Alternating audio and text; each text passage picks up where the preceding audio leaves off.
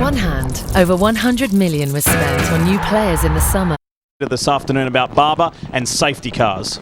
Yeah, I mean, historically speaking, prior to the current Dallara chassis, which came out in 2012, I seem to think there was more yellows on permanent road courses. I had our statistician, Russ, run the numbers, and in fact, in this race over the last 3 years, the yellows have been essentially cut in half, averaging only about 1.5 yellows per race. What that meant is in dry conditions, all these guys are going to be worried about Will Power getting a clean start, and first corner is critical. Got to stay ahead of Will Power. If he gets away, he's running away.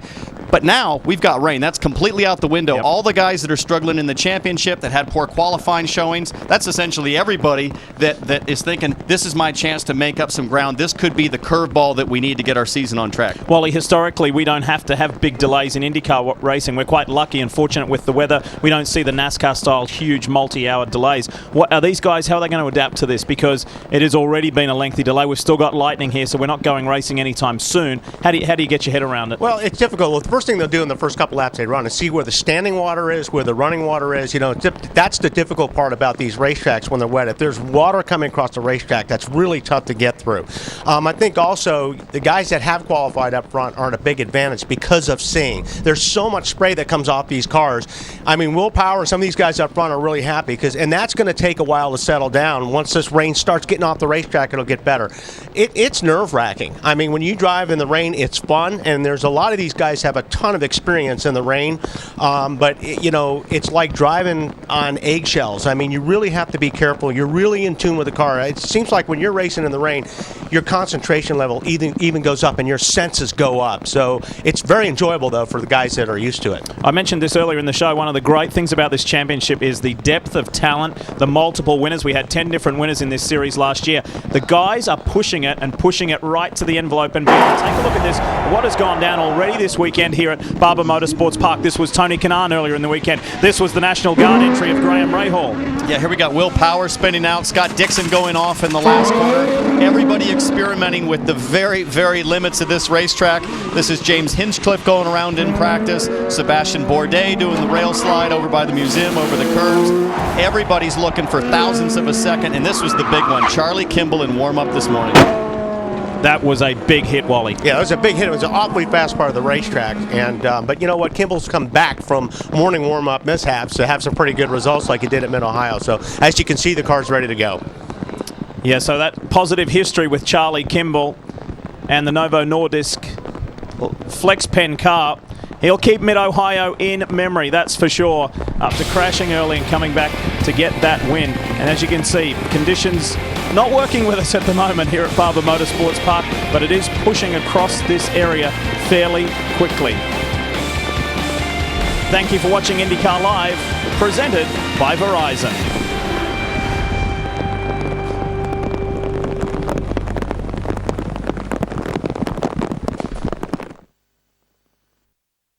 Of the Verizon IndyCar Series. This is the Honda Indy Grand Prix of Alabama, and we're in somewhat of a holding pattern waiting for this severe weather to push through, and it is moving through at a fairly rapid rate. So we look forward to racing a little later this afternoon. But before we get there, let's hear from more drivers, and here is a man who has an Indy 500 crown to his belt. Jan? He does, and he may be one of the drivers. There's quite a few, but I think in particular, Tony Kanaan is glad that it's raining. And of course, the reason I say that, the car hasn't been to your liking in the dry. What's been the issue? Yeah, I wish I would know. I mean, if we had the answer, we wouldn't be starting that far back. But, I think we've been working extremely hard to figure out what happened this weekend. It's definitely not a normal thing for the Target team. It's not a normal thing for me, but we had a tough weekend, so I feel bad in a way for the rain because of the fans, but I feel good for the rain for me because I think it's going to give us a little bit more chances to move forward in the race. Now, you knew this might be coming because after the first few races, you went to Indianapolis this week and spent the week with your engineer, Chris Simmons, because you want to bring the setups closer together. Explain what you did about that. Yeah, I mean, what sometimes people don't understand, although this is a very successful team, sometimes it takes a while for you to get used to. I mean, I have big shoes to fill. Dario, obviously, it was extremely successful in this team, and he had to leave abruptly without his own making up his own mind. And to me, we've been working extremely hard on the way I like the car, the way that the car behaves. They have, you know, a completely different setup than what I was used to, and then it's taking me a little bit longer than I expected to get used to. So I went to the shop to spend time with Chris Simmons. It's extremely important, the chemistry between a race car driver and an engineer. You know, I've worked with Eric for Cowden for 14 years, so it is going to take a little bit. So we're just working. I mean, the team, it's a great team. They're giving me everything I need and all the mental support as well. So, you know, some critics are saying we're not doing very good, but we're going to turn it around. Well, those critics also know that the team is fantastic at the Speedway, at Indianapolis. We're getting close to May, and of course, we're getting close to now a year from the time that you broke through finally with that awesome win. We're looking at some of that footage now. Yeah, I mean, I love that. And days like this that I have difficult days at the track, I always go back on YouTube and I look right there. And, you know, to be honest, I think over the past 13 years, we've been extremely successful at the Speedway. I finally got my win last year, but I have to say, probably through the course of my entire career, this next few years with this team, I probably have a much better shot than I ever had. So we'll see. Got the ring on? No, actually, no. It's I'm saving for May. All right, Tony Kanaan, obviously, almost a year was one of the biggest days of his life, and he's hoping maybe today with some rain, he'll have another. And isn't it amazing? You can be a series champion, an Indy 500 winner, and still this series challenges you. Tony Kanaan starting 23rd and last with some work to do here today. You can see things clearing up somewhat, but obviously it will still be some time until we can go racing here at Barber Motorsports Park. What we'd like to bring you now is some programming originally scheduled for a little later this afternoon. It is the Indy Lights presented by Cooper Tires, and it happened a little earlier today. After being beaten from the pole for the win by Zach Veach at round 1 in St. Pete, roles reversed at Long Beach as Colombian Gabby Chavez struck back, grabbing the lead from pole sitter Veach in turn 1 and never looking back. Twin checkers in hand, and Gabby Chavez will go to victory lane. With their domination, just a single point separates the two Indy Lights veterans at the top, while series newcomers Jack Harvey, Luis Razzia, and Matthew Brabham dig deep to climb back into the championship fight. The battleground today is the immaculately manicured Barber Motorsports Park, and its 2.4 miles of technically challenging asphalt will test the skill of both veteran and rookie alike. And not once, but twice as the series embarks on its first of 4 doubleheader weekends this season.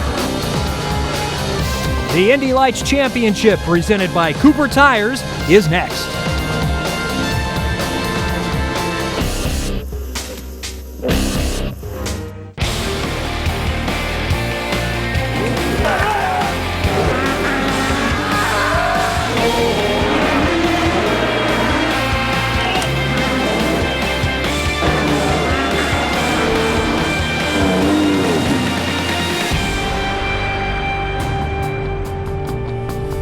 This is one of the most picturesque settings for a racetrack in the country, the rolling hills of Birmingham, Alabama, and a look down the grid in the pit lane. It's our first weekend for a natural terrain road course this season. Hello and welcome. Thank you for joining us from Birmingham, Alabama and Barber Motorsports Park. I'm Kevin Lee, along with former Indy Lights driver Anders Krohn. Well, it's round 4 today, but round 3 was yesterday, our first doubleheader weekend, and it produced a huge swing in the championship. Zach Veach started on the pole, the second race in a row, and the two Bilardi teammates, second and third, Alex Barron and Gabby Chavez, and Anders, the teammates touch. Just a hint of contact there, and I'm wondering if Gabby Chavez was just a little too optimistic going into turn 1, getting a better view here from Matthew Brabham's car. Just a slight hit, and that's enough to take him out of that corner. Then we see Alex Barron here being very aggressive, turning Juan Piedrahita around. Very exciting stuff. Barron came all the way from the back. He fell to 12th, but here's a move on his teammate for 5th. Absolutely incredible stuff. Alex Barron on fire. And Zach Veach controlled the race, led from start to finish, won by 4 seconds. his second win in 3 tries this season, and in the other one, he finished as the runner-up. So Zach Veach now has control of the championship. Let's join the third member of our broadcast team now. Down on the grid, here's Jake Query. Kevin, thanks so much. Picturesque indeed is how you would describe Barber Motorsports Park, but it's not necessarily how you would describe the weather radar. Right now, inclement weather looks to be about 35 miles out or so. Does that mean these drivers are going to have to drive in wet conditions? I talked to Matthew Brabham just a few minutes ago, and he said, you know, I actually in Formula Ford have run in the wet, and of course most drivers do say this, but he said, I love it. Keep in mind the fact that he starts this race 6th. He was 4th yesterday. He feels like perhaps the wet conditions would be to his advantage. The other driver to keep an eye on should, of course, we have wet conditions here. You just heard Anders Krohn say that Alex Barron has been on fire. Usually with a fire, you add water to put it out. But a lot of drivers think that with his background in Europe, water might be to an advantage to Alex Barron as well. Just one of the storylines we'll watch here at Barber Motorsports Park in the Indy Lights. Kevin Lee? And they don't do pit stops in Indy Lights unless it rains, so that changes everything if we see the moisture. Here's how the championship looks now. 3 of 14 complete. It was a 1-point advantage for Zach Veach when we started yesterday. It was, and you know, huge swing in the championship, and we're already 3 rounds into this championship, but the drivers are feeling the pressure, and yesterday was proof of that. Chavez looking to get something done today. Jack Harvey has had solid results. Schmidt-Peterson Motorsports, Luis Razia with a good result yesterday. He came home in 2nd position. Matthew Brabham, his 2nd straight strong run, really his best run so far this season, or at least his most consistent, even though he finished on the podium at Long Beach. It was by far his most consistent run, and I know he won't be happy with that finish, but he must be happy with his performance and his consistency throughout that race. Veach has the early control on the championship. We're going to get going coming up in just a moment. We'll set the starting lineup. It's based on your second best qualifying time from qualifying leading up to race 1. About ready to go from Barber Motorsports Park.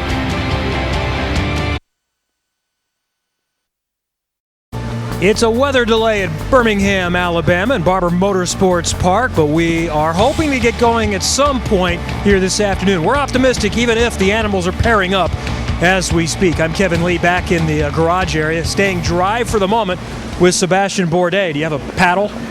I didn't bring my kayak, but I probably should have, looking at the track conditions right now. How are you in the wet? Because when we get going, it's still going to be wet for a long time. Yeah, I don't know. I think the place dries pretty quick, and it probably will be only damp by the time we get going, really, so I'm not really too worried about that. But just looking at track conditions with the camera shot that you guys had a couple of minutes ago, it's probably going to take a while before they pump all the water out of there, because there's probably going to be some ducks, you know, in that little pond over there. So right at the apex of the fast chicane, so we'll see how that shakes out. But for sure, it was a lot of water in a very short amount of time, so we'll see how it evolves through the afternoon. Are you excited for the potential of wet since you start mid-pack in 12th, or you've got a fast car? Would you prefer just a straightforward race? I think it will be a bit of both. I mean, it will definitely, you know, start with wet tires, with some kind of damp conditions, more or less, and then it, you know, once that system clears, it's going to be nice. So it will be dry by, you know, mid-race at least. So we'll see. The car's been pretty fast on blacks all weekend, and then we got caught out, you know, in reds. That was pretty unfortunate, but the Hydroxycut machine's been fast all season so far, and we just need a clear race. So hopefully we can keep it on the island and score some big points today. All right, stay dry. Sebastian Bourdais, we'll see him hopefully on track in just a little bit. Over to Kelly Stavis now. With Elio Castroneves, we dragged him out of the driver's lounge, and earlier I caught Joseph Newgarden taking a nap when I went to interview him. How do you kill the time here in a rain delay? Well, actually, we're watching you guys over there. I was watching my my teammate Will Power talking about that the penalty and stuff like that, and he's not going to be in a vacation with Pagenaud, so maybe now he's going to invite me or Juan Pablo. What about that, huh? There's an opening there for sure. I was thinking the same thing, actually. This has been a good track for you. You've won here. You've had the pole here. Last year you turned to 6th place, starting to a 3rd place finish. You'll start 6th again. Can you better that today? Well, we feel that we have a fantastic car. Not only car, but the AAA boys, they've been doing a great job. Qualifying, unfortunately, yesterday, we had a great opportunity, and I went a little bit over the limit and not making a mistake. And I'm sure we're going to another qualifying, we're going to be able to do that. But today is a race. Obviously, the weather it's changed a little bit, but we had a great car in a dry, and I guarantee we're going to have a good car in the wet. So now it's just a matter of see what's going to happen. I've been watching some of the views that you guys been showing, and you see the puddles over there. It might take a little time to drain that water there, but I tell you what, this place actually it's fun. It's sometimes the TV does not actually translate how fun it is.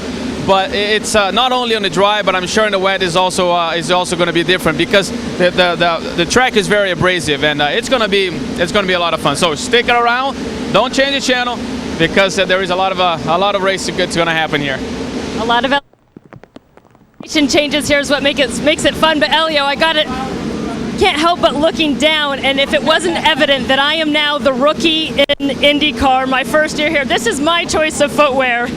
You've got some pretty nifty rubber boots there. I guess that comes with experience. I think that we don't have quite a lot of rain here in the IndyCar series, but it shows that I've been here long enough. So you're going to learn, no worries, it's okay. So actually the team might have something for you, so you can help it out. All right, well, thank you so much, Elio. All right, hopefully this rain is going to pass through, but meanwhile, we want to take you to that green flag in the IndyCar Lights race that took place earlier today. Back at Barber Motorsports Park for round 4 of Indy Lights presented by Cooper Tires with Anders Krohn and Jake Query. I'm Kevin Lee. We're about set to go for the Barber 100, and here is how they will line up based on your second best lap in qualifying before race number 1, which was yesterday. So Gabby Chavez gets the inside on Zach Veach this time around. Alex Barron, who was a victim of some contact in race number 1, but still came back to finish 5th on the inside of road number 2. Luis Razia with his best result yesterday. He finished in 2nd. Matthew Brabham is 5th in the championship, just 13 points out of 3rd. Juan Pablo Garcia and Juan Pedro Hita in row number 4.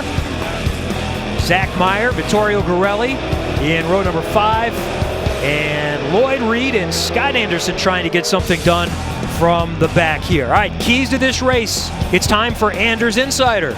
The number one thing here is physical exertion. This is the first doubleheader weekend that they do on the most physical track of them all. Who's going to come through? Who's going to fall? Next move is aggressive moves. Watch for some aggressive moves on the opening lap. This could be tough. They know they have to get it done early with such a limited amount of passing on this track. Third, veterans versus rookies. Will this be the race where a rookie comes through to take a win, or will it be the veterans again? Should be entertaining today. We've got an opportunity to see some wet conditions. We did get a clarification. We remember Toronto in 2009 when it started raining and they did flying pit stops, and the Andretti team got it done much quicker than everyone else. Sebastian Saavedra won that race. If it were to rain and they need to change to the wets, they would red flag the race and give everyone 5 minutes to get that done. So I think that's fair that it's not based on the pit crew in this circumstance. I really do think it is fair, because that way you're not playing advantage for some of the established IndyCar teams. That way everyone are on equal footing and can go out and fight it out in the rain. But here we go. This could be an interesting start. And the two teammates that touched in race number 1 are now nose to tail with Chavez in front, Barron behind. The start is key, Anders. This start is so vital here. Gabby Chavez needs to get a quick getaway, otherwise he might be in a bad position for the race. It does look like the two Bilardi teammates got a great getaway here. Going to squeeze Zach Veach just out onto the grass there a little bit, as we see Jack Harvey as well taking a trip through the grass. Now Harvey is able to maintain, though, and not lose too much ground. Veach did lose a spot going from 2nd to 3rd. We see more teammates there running side by side for the moments. Exactly, and there's going to be battles all over the track here on the opening lap, as we see 2-3 wide here going up into turn 5-6 here. Razia picked up a spot. He goes from 5th to 4th, the beneficiary of Jack Harvey going off track. And now Razia is going to take a look on the outside of Zach Veach. Can't get it done through that section. You really can't get it done in turn 8. It's such a sharp corner and really just one line through there, so he's going to have to wait here. The problem is the back section of the track here. They're about to go through turn 10, 11. It's really tough to stay close to another car there, so he's probably going to have to wait until he gets around to turn 5 again. Well, the Bilardi Auto Racing cars looked hooked up. This is 3rd place right there. We're seeing back to Zach Veach in the 26 replay car. Let's go back to the start, because in these type of races, this is always critical. Without pit stops, it's often determined at the starts. And it looked to me like the Bilardi guys had a plan. As you can see, Alex Barron is actually pushing Gabby Chavez at the start line. Harvey here running offline, and it's so tough there when you're out on the outside. There's some marbles going on, and it's just tough to keep it around the outside in turn one. On board with Matthew Brabham. We saw him side by side there with Harvey. Brabham just able to squeeze in there and almost having some contact with Jack Harvey. Very tough here on the opening lap with cold tires. And obviously, these guys are planning for a 1 hour long race, so they need to have cold tires at the beginning of the race to make sure they last all the way. But that also means they're going to be sliding around the first few laps here. Well, Rizia is really working on Zach Veach. The best battle right now is for third place. That's what we're looking at, the 26 replay car, and then the Lucas Oil Schmidt-Peterson car. Considering the pace Veach had yesterday, this is pretty surprising, but I'm wondering if they planned for a slightly longer run, so maybe Veach's tires haven't come in yet, whereas Rasia is a very, very strong competitor, obviously, coming from Europe this year. It looks like his Schmidt-Peterson Motorsports car has come in just a little bit earlier, and he's now able to pressure Zach Veach. He is 24 years old, from Brazil, extensive experience for a lights rookie. At one point last year, thought he was going to be in a Formula One ride before the funding fell away. He's been driving Formula cars for nearly a decade now and won 6 times in GP2. We're looking on board with Jack Harvey. You can see Rizia up ahead of him. And the ironic thing about the season so far is Rizia and Jack Harvey have been running with each other every single race. Usually it's been Harvey ahead of Rizia, but every single race they've finished close to each other so far this year. That's been one of the storylines, though, is that Schmidt-Peterson has not won yet. Yesterday, their best result with Rizia coming home seconds. And they really took advantage of Bilardi Auto Racing having a bit of an off there in turn one, and they took full advantage of it, finishing second and third. And this might be the return of Schmidt-Peterson Motorsports to where they used to be, which is at the front. You have to believe they're going to get it there. The theory was that the new tires, the Cooper tires, took away the advantage they had for being around for so long and so dominant on the previous tire specs that they're going to get it right eventually. They're going to get it right. I mean, they have some of the best engineers in the paddock. They have some of the best drivers in the paddock as well. So to me, it's just a matter of time. They will get there. Love this race course. I love the way it flows. Very technical, as you talked about, very physically exerting. Such a flowing racetrack, and the drivers absolutely love to race here. It's fast. You have to be daring. You have to be very committed every stage of each lap here. And what's so nice about the Indy Lights Series is the contrast. Oh, as we see contact there between Zach Meyer and JP Garcia. JP Garcia managing to hold on to that spot and actually take advantage, but that may have upset the balance of those race cars slightly.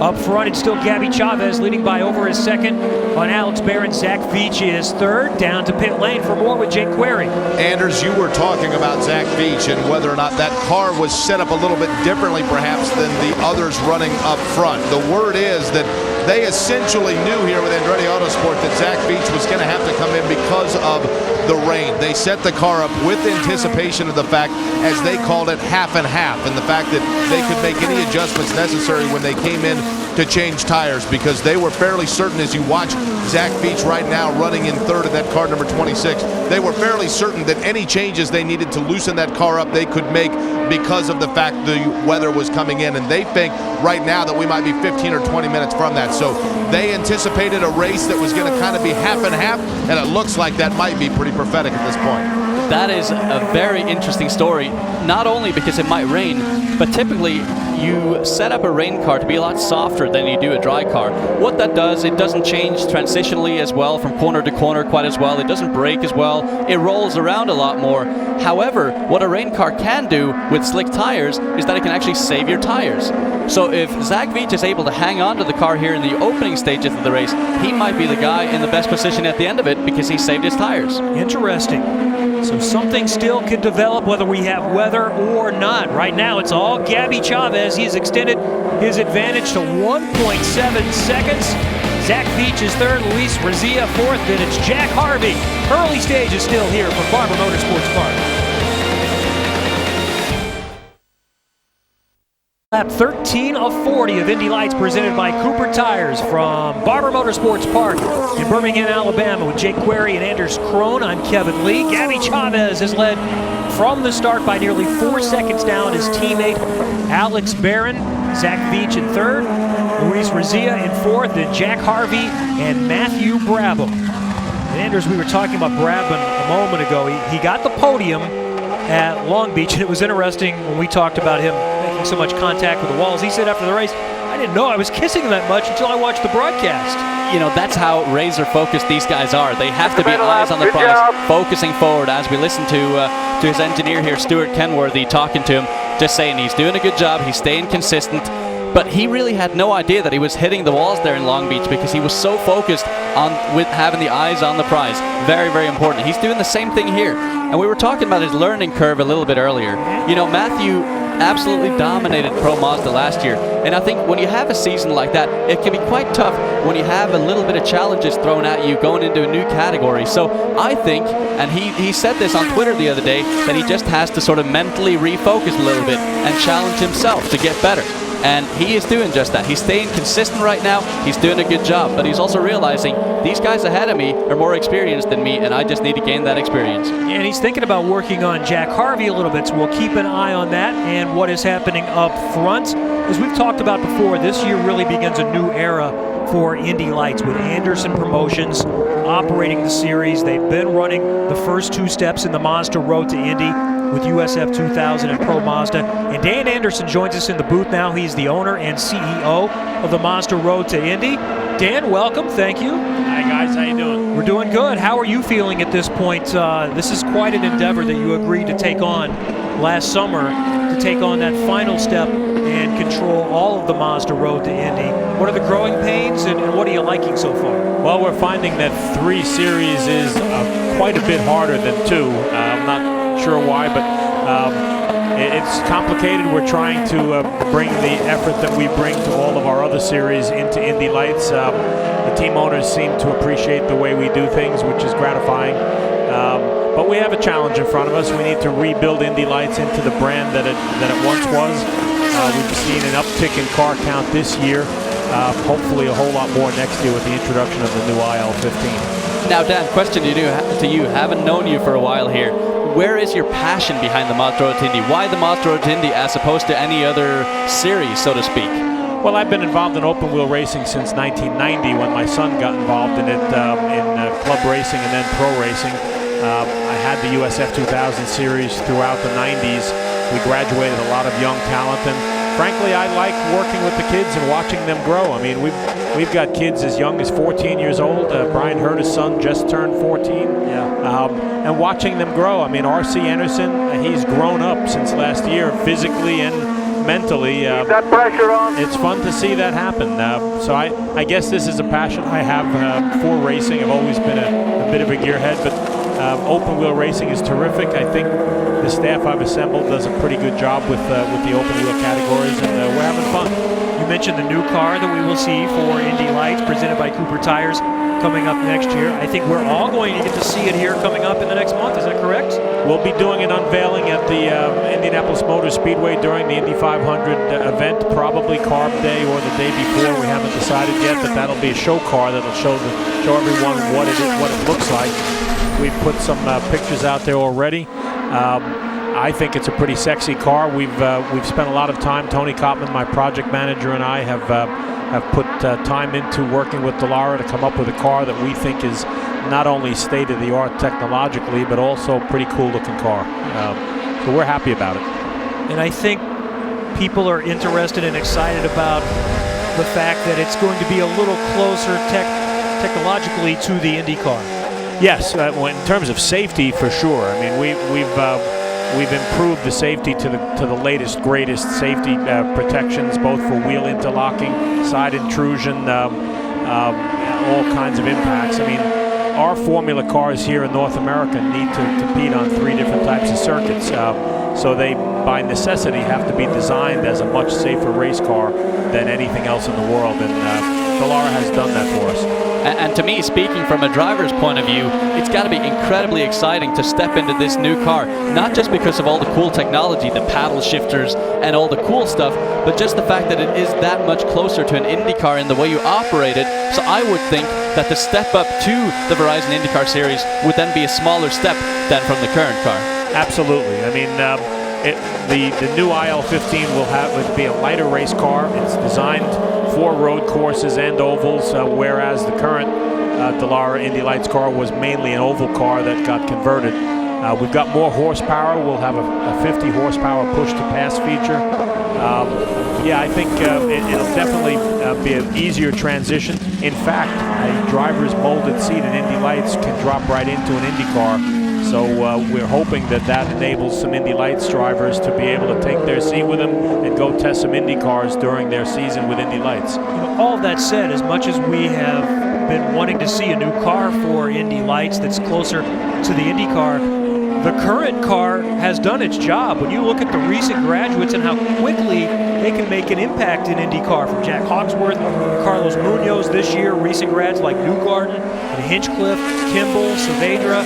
Obviously, this step of the ladder is working. They are prepared for IndyCar. Absolutely. I mean, the fact that we run on IndyCar weekends on the same circuits, we run the big ovals and the short ovals, it's a complete training so that when a driver gets into IndyCar, they certainly need to adjust to the different horsepower levels, but they've driven all the same circuits at pretty high speeds, and yeah, I think as a training ground, coming into IndyCar out of Indy Lights is the preferable way.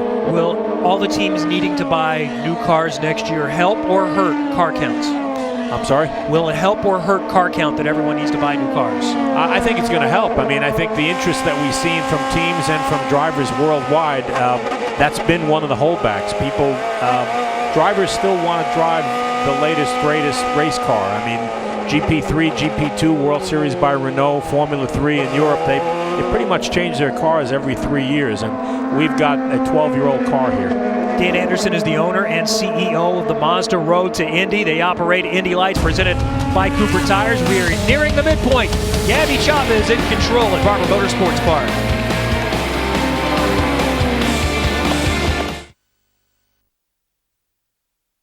Amazon Prime members. The all-new Prime Instant Video is now included in your Prime membership at no extra cost. So start watching. Have you ever noticed how in Hollywood movies all the villains are played by Brits? Maybe we just sound right. Good evening, sir. Thank you, Mary. We're more focused, more precise. With a certain style. And we're obsessed by power. We all drive Jaguars. Oh, yes. It's good to be bad.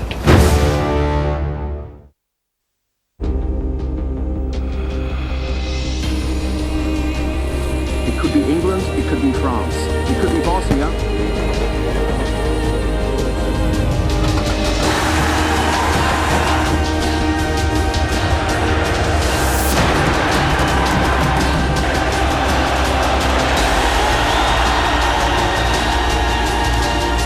Scan your bud for the chance to win tickets to the 2014 FIFA World Cup final. Searching for a car can be such a carfuffle. Do the words headless and chicken spring to mind? Mark! Motors.co.uk have introduced a completely new way to search, letting you find cars by what matters to you, like budget, running costs, or any extras you want. And they're history checked for your peace of mind. There you go. The twins will love it. Find cars without the carfuffle at motors.co.uk.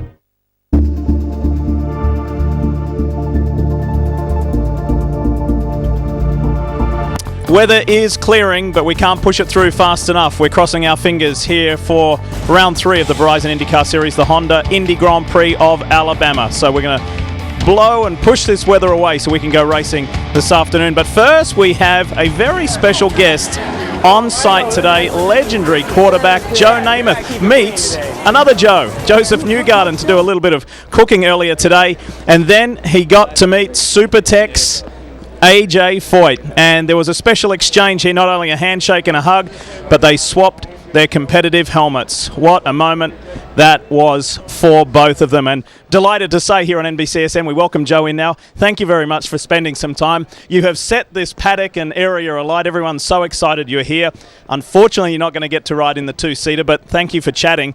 I think I know the answer to this question already, but was A.J. Foyt a hero of yours growing up? Man, of course. Everyone in this state and in Pennsylvania too, and of course Texas. You know that he's a legend, you know. And back then he was the greatest, the greatest. People talk about you and have been speaking about you for decades and your bravery, your skill, what you went through with your knees and athletic challenges. What do you think about these guys in Indy cars? Well, I think they're happy that they have the teammates they have. You know what? I realize it takes a lot of effort, practice, and try to get these things right. These drivers do have the respect for the rest of their team. As a quarterback, a guy that gets the headlines sometimes, we know those offensive linemen, those other guys. It's a team effort, and life's that way to me. It's a team game. The NFL schedule for the upcoming season was released the other day, created a lot of headlines and a lot of discussion. What's your thought on the state of play in the NFL at the moment? I think it's great. I think the sport's improved tremendously. The coaches are smarter. The players are taking advantage of the training methods they have now, and it's a better game today than it's ever been. My next-door neighbour is an Auburn alumni. Do you have a message for him? Is a what? Exactly. Is a who? Is a what? Yeah, they're champs. Congratulations. Yes, nice going. You can show them your ring, though. Well, it's just something that Coach Brian gave us. But, hey, you know, you got to give credit when it's due, and Auburn is a very good football team. Well, again, thank you very much for coming up and spending some time with us. I hope you enjoy an IndyCar Grand Prix this afternoon because it's good. It's exciting racing. It's exciting as watching you play. Incidentally, my wife texted me before she even knew you're here. She's up in North Carolina, so you're creating the headlines here in Alabama. Well, my love to her. Not a problem. For now, though, it's back to Indy Lights with Kevin Lee. As we near the midpoint of the Barber 100, race number 2 of the weekend, round 4 of the season in Indy Lights presented by Cooper Tires. The skies continue to darken. Is it going to become a wet race as we near the second half? Gabby Chavez in front by 4.5 seconds on his teammate Alex Barron. Then Zach Veach running in 3rd position here today. Thanks for joining us with Anders Krohn, former Indy Lights driver, Jake Query on pit road. I'm Kevin Lee. Dan Anderson, the CEO and owner of the Mazda Road to Indy, is joining us in the booth here. Let's look one more time at the radar because we're hearing it is close and there is a really good chance we're going to see it before we get done today. That will hit us fairly soon here, and just like we talked about earlier, we will have a red flag here. As soon as the rain hits and they declare it a wet race, it'll be a red flag for a chance for everyone to put rain tires on, and the race will essentially be neutralized. However, you'll be starting in the same position that you're currently running. The battle you're watching on track is Juan Pedro Hita in the first car in front, the 77, and Juan Pablo Garcia is right behind him. Again, that's a battle for 7th position. One more lap, and we become official as we near the midpoint. All right, Dan, as we look at promoting this series, making it a great option to get to IndyCar, how are you selling that message to prospective drivers? What kind of things are you talking about? What makes this a good option for someone that wants to get to big-time racing? Forget about whether it's IndyCar or not, but I just want to make a career as an open-wheel racing driver. Well, we think North America is a terrific option for drivers worldwide, and frankly, as Indy Lights sanctioned by IndyCar, we certainly want to advance the careers of American drivers, but we think that American drivers need to race against the best drivers in the world. So we are actively promoting the series worldwide. We think that the message that we have, including a brand new race car, which will be state-of-the-art, a great schedule of events, the NBC Sports TV package that goes with it. We've got prize money for every race. We've got a scholarship that moves our champion up.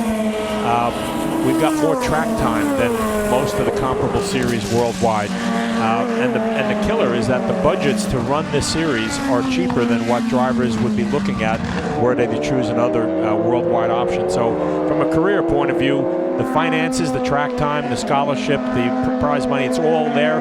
We've now got a new car. And North America is a great place to make a racing career long term, whether it be IndyCar or, if that fails to happen, sports car racing. And I think case in point here, in our top 6, we have P1 and Gabby Chavez from Colombia, P2 and Alex Barron from France, Zach Veach from America, Luis Razia from Brazil, Jack Harvey from England. I mean, it is just stacked with drivers from all over the world, and certainly I was one of those drivers that came over from European racing to America to pursue my dream and was able to climb my way up the Mazda Road to Indy, largely thanks to the scholarship programs and all the great teams and sponsors of the teams that are in the series. So I'd say there's so many drivers here that get opportunities on the Mazda Road to Indy that they wouldn't otherwise have. We're hearing there are raindrops falling now, but we are official. If it were to monsoon, this race would be official, and Gabby Chavez is in front.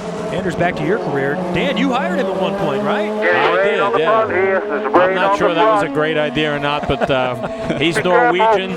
He was the first Norwegian driver, being Norwegian myself. He was the first Norwegian driver I came across in open wheel racing, so I'm glad I did. Well, now it gets really interesting because it is raining, but it's not raining hard at this point, and you heard the radio traffic there. What are the challenges at this point? It's one thing when it's totally wet and you're on the wets, the groove tires, but these are still slicks and it's damp. There is nothing tougher than racing on slicks on a damp surface. Number one, the tires aren't designed to have any sort of precipitation on the track. But secondly, it's going into the unknown. If it drizzles a little bit corner by corner, you don't know what grip level you have going into any given corner. So it's a completely blind thing. You're going into this as we see some drizzle on Matthew Brabham's screen here. He's searching for grip. He's trying to find it. He doesn't want to overshoot because he can potentially go off the track. Very challenging conditions right here, and this could be a huge decider in how the outcome of the race is.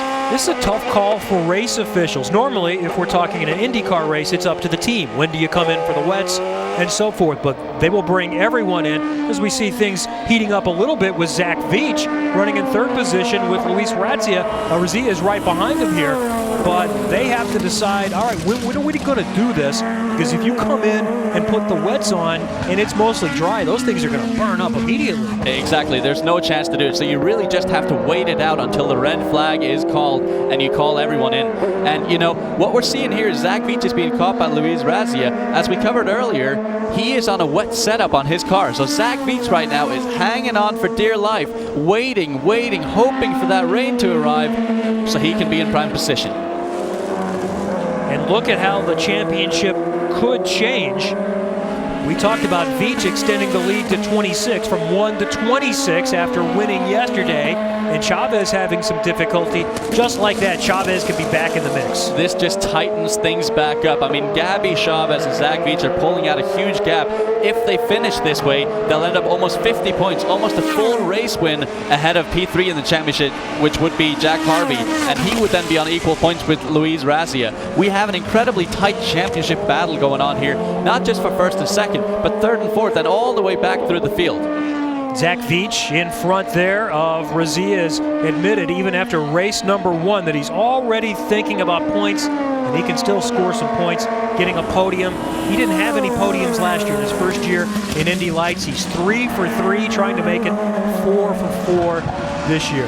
Dan Anderson is the CEO and owner of the Mazda Road to Indy. Thanks for coming up and spending some time. We're really enjoying what's happening at all 3 levels of the Mazda Road to Indy, and we're going to have some broadcasts coming up soon for USF 2000 and Pro Mazda here on NBCSN. Yeah, we appreciate all the support you guys give us and getting the careers of these young drivers put in front of the fans. Thank you. Thank you, Dan. All right, you see some raindrops on the cameras, but it's not a heavy rain at this point, so we will wait and watch and see if Indy Lights officials and IndyCar officials will bring them down on the pit road at some point. It's kind of the worst right now. It's in between. We need one or the other here. Gabby Chavez is hoping it stays dry. He leads by 3.2 seconds on Alex Barrett here in the Barber 100.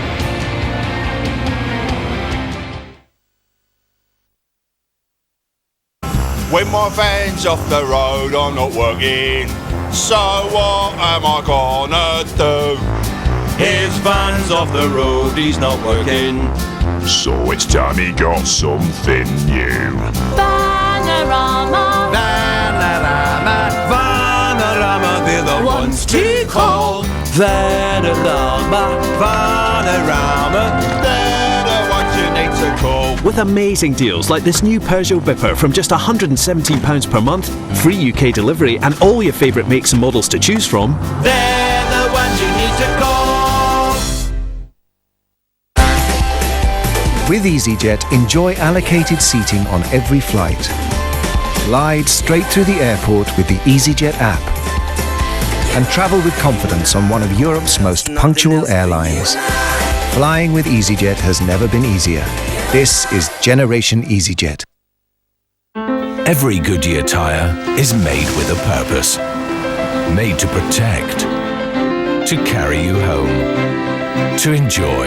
Goodyear, made to feel good. The Goodyear Efficient Grip Performance with A-rated wet grip. Available now at QuickFit. Goodyear, made to feel good. On the one hand, over 100 million was spent on new players in the summer. But on the other, the manager was sacked before Christmas. Breaking your record transfer fee could be seen as ambitious. But then again, bottom half of the table is not where anyone wants to be. Glass half full or half empty. Maybe it's as simple as beating your neighbours. West Ham Tottenham, Saturday midday, live on BT Sport 1.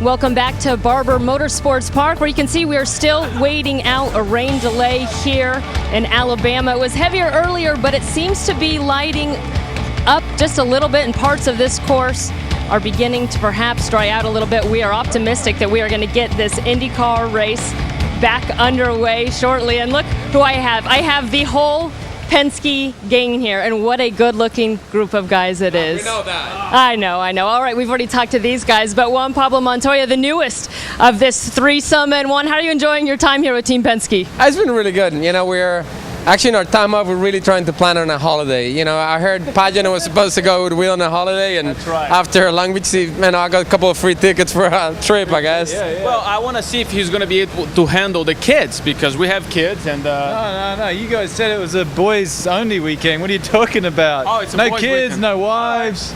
Oh, so just Vegas is where we're going. I'll take that. Vegas, baby, I can get behind that. Yeah, you guys should try to loosen up and have a little fun while we're waiting out this rain. Juan, I want to find out from you.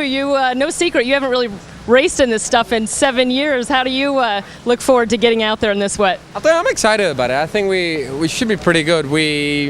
After what I saw in qualifying in some pit in the rain, I felt really comfortable at the end of qualifying. And I think here we should be pretty good. We've got a really good race car. You know, the PPG car today is very, very good. So I'm really excited. Of course, you are a winner of the Indy 500 back in the year 2000. How much are you looking forward to getting back into that big race? Well, it's a big deal for Roger. It's a big deal for everybody. You know, we're going to run the Verizon car there. And it'd be good to, make it 2 for 2. There you go. It's whatever it takes. I think, Penske got the right equipment, and I think my overall experience is really going to pay off. When you see little moments of that drinking the milk, does it bring some of that feeling back? Yeah, I don't drink milk by itself normally. But it tastes so sweet at the Brickyard. For everybody else, it did. All right, well, how are you waiting out the delay? Does this kind of mess with your mojo at all, your pre-race routine? I don't have one, so it's good.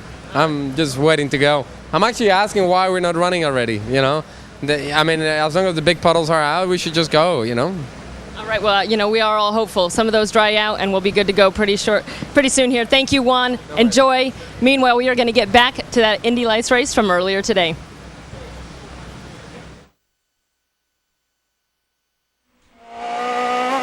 Round 4 of the Indy Lights Championship presented by Cooper Tires in race number 2 of the weekend at Barber Motorsports Park in Birmingham, Alabama, with Anders Krohn and Jake Query. I'm Kevin Lee on board with Matthew Brabham running in the 6th position right now, trying to chase down Jack Harvey. And there's your leader, Gabby Chavez, who beat everyone into turn 1, and his lead has shrunk a bit from over 4 seconds down to 3 seconds. But that is likely because of the drizzle. He's going to protect himself here right now. I think Gabby Chavez has been very smart and conservative here right now. He has a 3-second gap. He knows he doesn't have to push overly. The guy right behind him is his teammate, so he knows that his teammate isn't necessarily going to race him as hard as any other competitor. So he has that slight safety net, so to speak. But also, the likelihood of it, just becoming a lot more rain here is very big, so he does not want to take a big chance potentially right before a pit stop.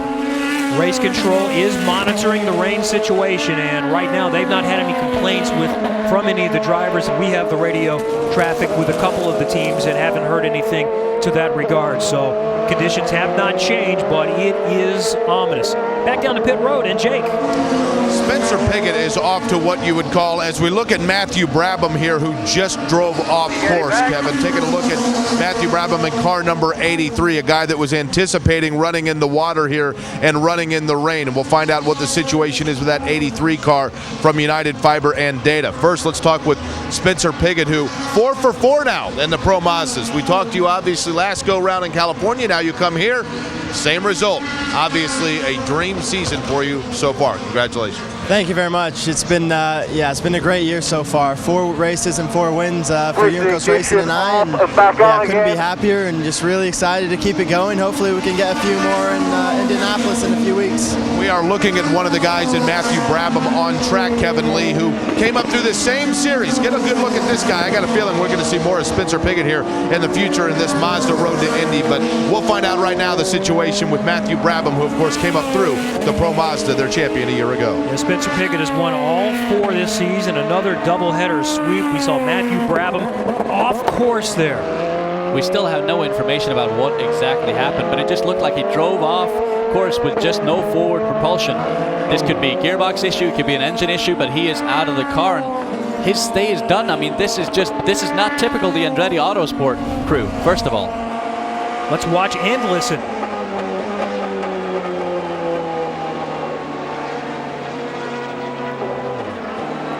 That just sounds to me like the ignition cuts out. Probably an ECU issue or some electrical issue right there. There were no issues in the gearbox, no nothing like that. But certainly just the ignition cut out there for Matthew Brabham. Huge shame for him. He was having another solid run today. Another just very consistent, nice run.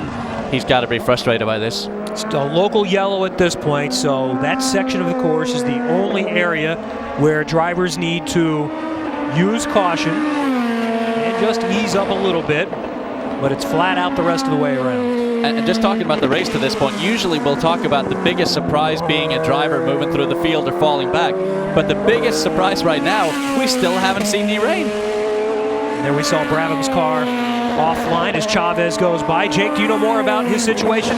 Fuel pressure, and when you don't have that, things are not going to go well for you. Interesting thing, Kevin Lee, as you look at the guys, of course, from Andretti Autosport talking about it with Matthew Brabham, as I was just talking before the race, and they were saying the thing about Matthew Brabham that he's really done a nice job learning so far in his move up here into Indy Lights is the fact that he's learned more to work with when there are issues with the car, to give feedback on those things, and to not always, to understand that the car's not always going to be perfectly as he needs it. But the fuel pressure went away, he got out, and it looks like an early day here for Matthew Brabham. 27 laps into this event before he could complete this race at Barber. That's one of the big adjustments going from Pro Mazda to this level. Each step you take up, they expect more feedback, and they can do more with that feedback.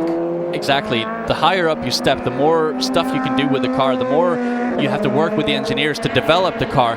But also another slightly different point of view here on Matthew Brabham is the fact that he's been on the Mazda Road to Indy for the past 2 years now. He did USF 2000, won that championship. Pro Mazda won that championship. Sometimes you learn more through struggles than you do through winning. And he still hasn't had that real big struggle. So maybe I think this is a way for him to grow and just grow into a mature driver that will no doubt, be a race winner in Indy Lights someday, but also potentially in the Verizon IndyCar Series. On board with Jack Harvey, he comes into today third in the championship. And he's just been the silent killer so far this year. He hasn't done anything spectacular. He's just been there. He's limited his mistakes. And he is running third in the championship right now and just doing a very, very fine job. And he's had good results. Third 2 times, including yesterday. Fourth at Long Beach, but Zach Veach has had spectacular results. He has indeed. And sometimes you have those. We saw that with Matthew Brabham in Pro Mazda last year. We haven't had a dominant out-and-out championship winner in Indy Lights in quite a few years. It's always been quite close. Obviously, right now, it's looking like the battle is going to be between Zach Veach and Gabby Chavez. And there's Veach with Razia chasing him. And Razia is being relentless here. He is just piling on the pressure on Zach Veach. And, he's not really close enough to make a pass, but he is close enough to put the pressure on Zach Veach. So Zach Veach has to stay on his toes every step of the way here. any single mistake, Luis Razia is right there. 10 laps to go, 10 to go.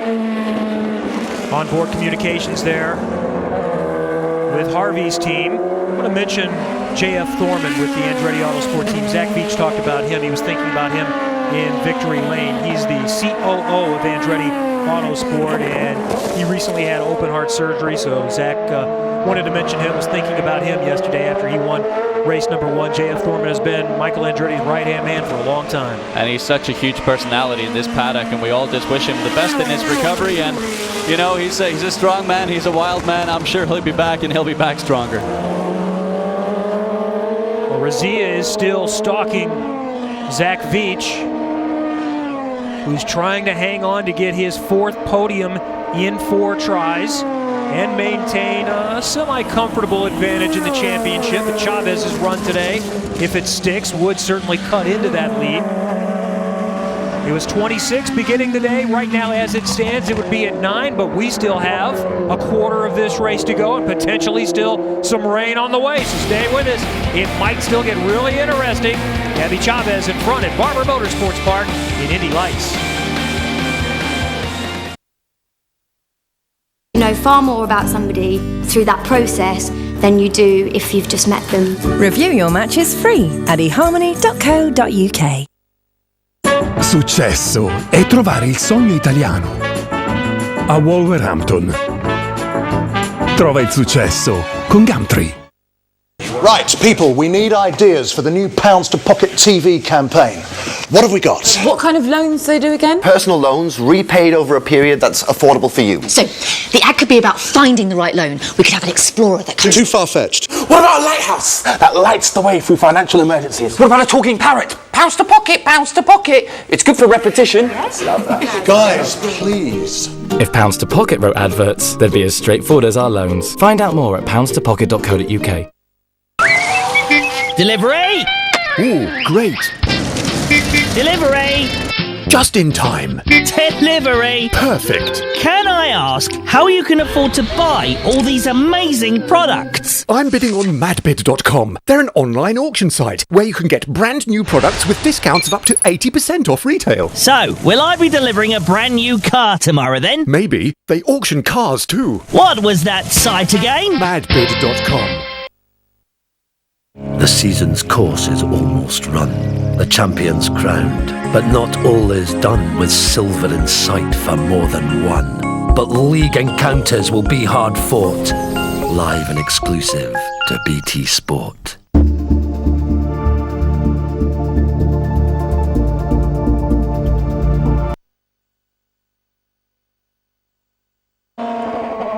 Working lap 35 of 40 at Barber Motorsports Park with Gabby Chavez in front, and another casualty there is Vittorio Gorelli in the Team Moore Racing car.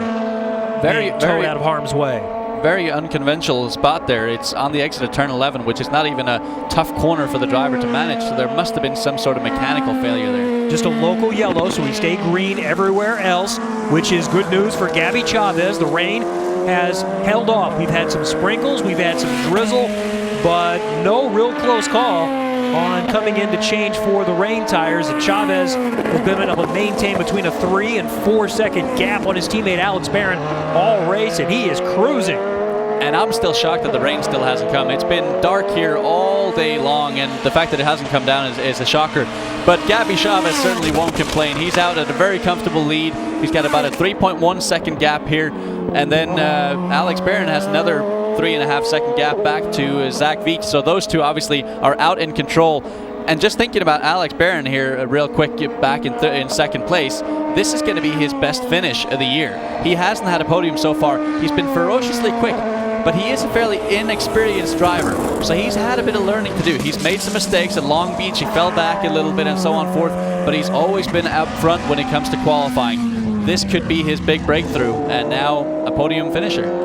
Barron is just 19 years old. He is from France. We first met him last year when he came over and finished up the season in USF 2000 and stormed upon the scene, winning 2 of the final 4 races.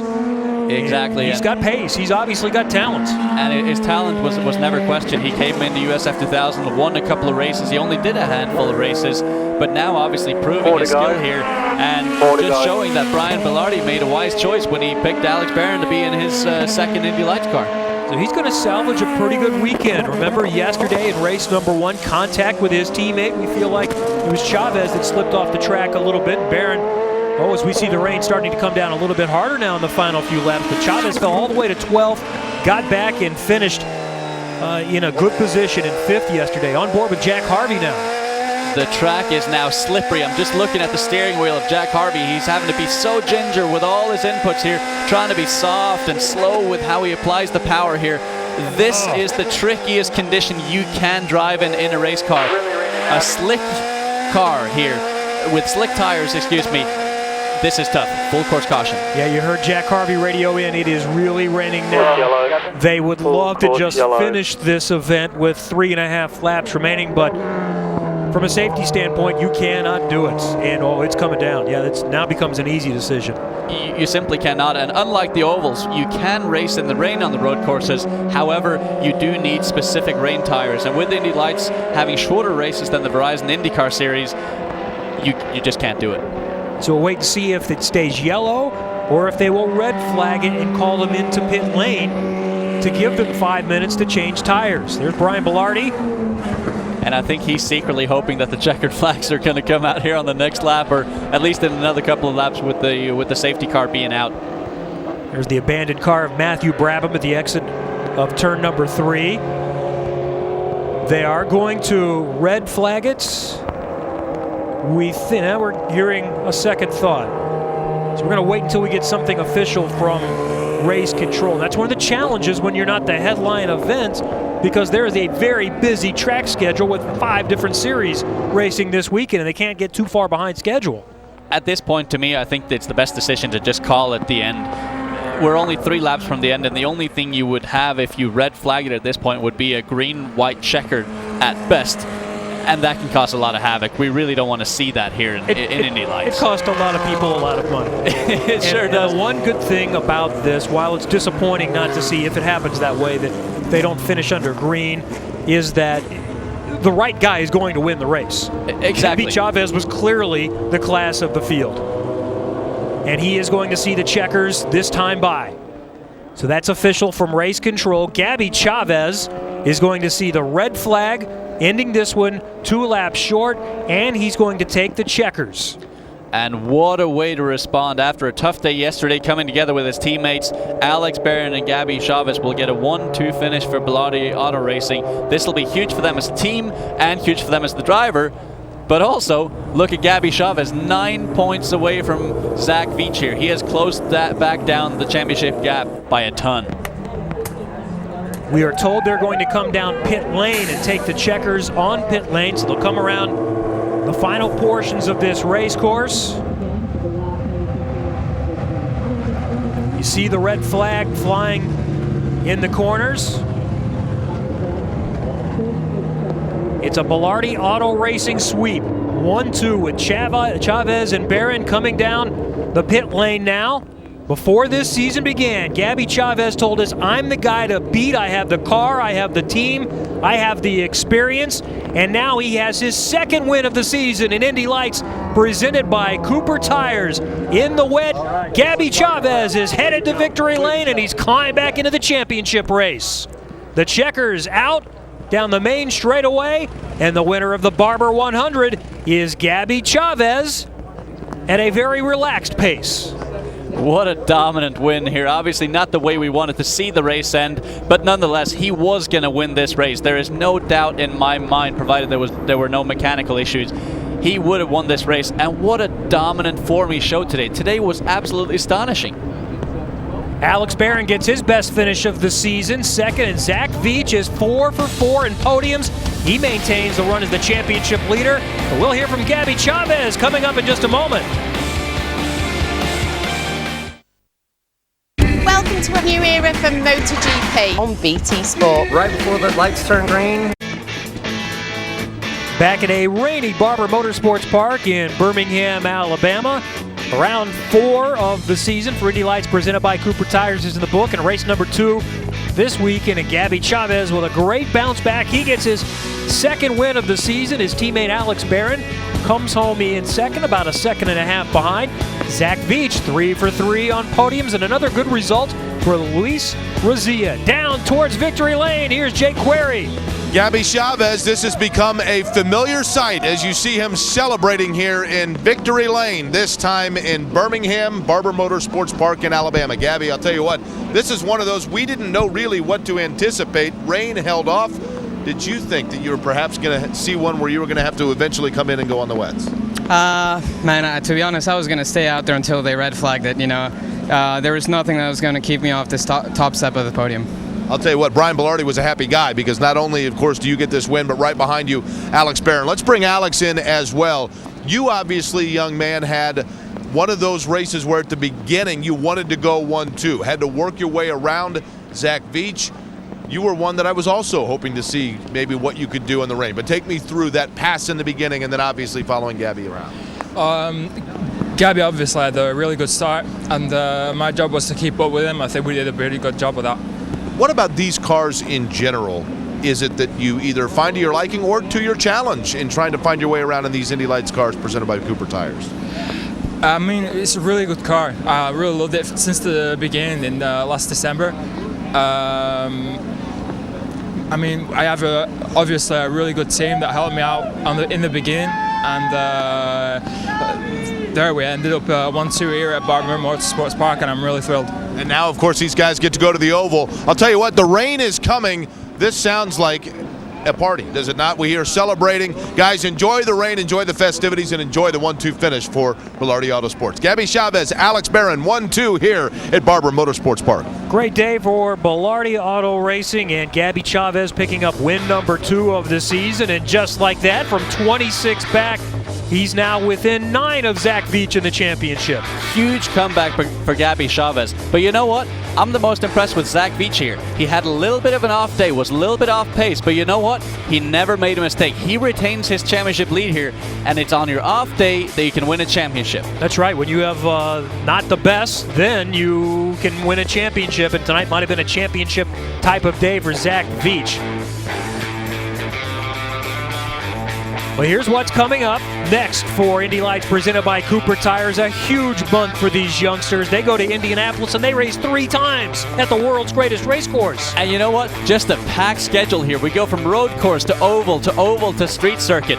This is the ultimate test for these young drivers. They have to adapt. They have to be versatile. Moving into the later half of the year here, another road course, another oval, another road course.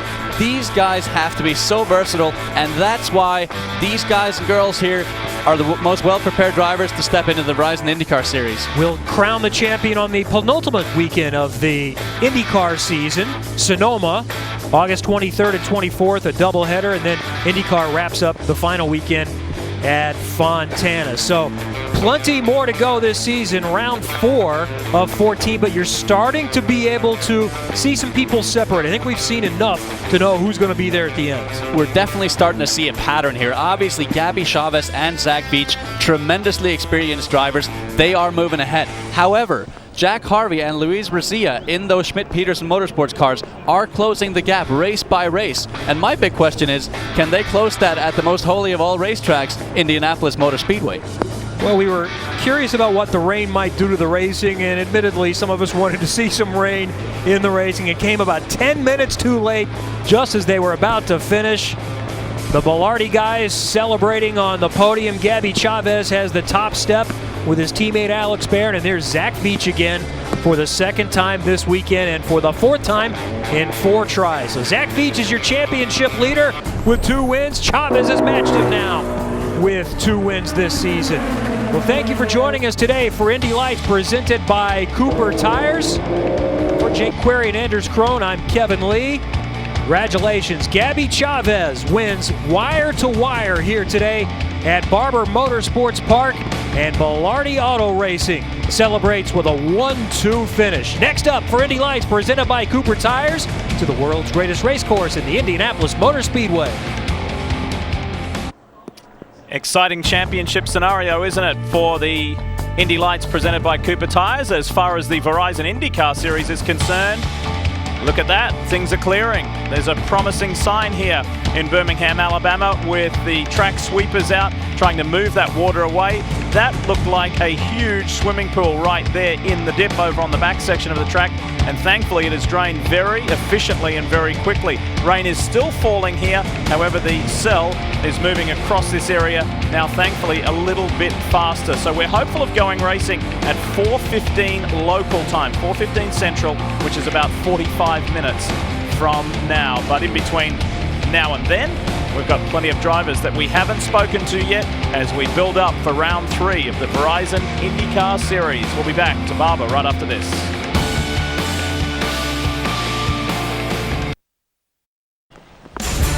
Tonight, the Stanley Cup playoffs are here on NBCSN. The Anaheim Ducks face off against the Dallas Stars, and that begins at 7:30 Eastern on NBCSN. Every game, every night, because it's the Cup. Back here at Barber Motorsports Park, and the picture tells the story, doesn't it? But that picture is getting increasingly better on what has been a very rough afternoon of adverse weather. But that particular section of the track looking a whole lot better. So we're hopeful, we're wishful, and within the next hour to go racing. We'll see how things work out. But in the meantime, let's join Jan Beekes. With the AJ Foyt colors, ABC Supply and Takuma Sato, and his qualifying position matched number of 14, and I know that's a big surprise for you and your team because in the open test you were always near the top. What happened? Yeah, we love number 14, but we don't love number 14 on the qualified position. Now, of course, we tried really hard, but probably you know already, but the temperature difference made these cars, racing cars, so different.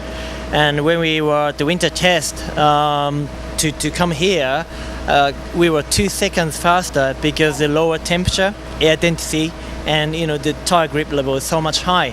Now we come back here and probably spread it more than 30 degrees hotter than where we are, and the car behaves completely different. So the setup we found it on the winter test is not really usable, so you have to really modify for fitting on the condition. And we weren't simply, just not fast enough to go through the second segment for that. In the warm-up this morning, were you able to find what you were missing? Yeah, we just back, step by step. It's not completely what I'm entirely happy with the balance, but I think team done a good job. Overnight we finding extra more grip and then get the balance right, and gradually I think we get to what the top guys doing that, and the weather is now completely different, so no one knows it's going to be what happened. As we see your hands moving, we're seeing that they're taped. Yes. So what's behind getting your thumbs taped in that way? Well, this is kind of like a protection for the high load, from the impact from the steering wheel. And this Barber track is such a high G corner. It's a lot of 4Gs, 5Gs corners, and you have plenty of kickback. And this is for the protection. I mean, obviously the wet condition is not going to hurting like that. But if we started within half an hour, 1 hour, maybe the dry line is appearing, and then by end of the day it's fully dry condition. So because of that, there's no way you can start on a wet setup. You have to start dry because you're assuming it's going to finish and be bone dry. Yeah, I think depending on team strategies, some guy might starting from fully wet, then discuss, probably how can I say struggling towards the end of the race if it's dry, and versus we have pretty much dry car now, so we're just putting on a wet tire, get on with it. All right, well, driving a dry car in conditions is going to be tricky, and Takuma will be up to the task. Kelly? Jan, I've got the newest teammates here at Rahal, Letterman, Lanigan. These guys are staying pretty loose, Graham Rahal and Oriol Servia. First of all, Graham, I got to ask you what a difference it's been to have a teammate in Oriol here. Well, it's huge for us, I think, as a team to have a guy that has the same feel. I mean, a lot of the issues, and of course we've struggled as of late, but look at Long Beach and how strong we were in the race. I mean, we drove literally the exact same car in the race there.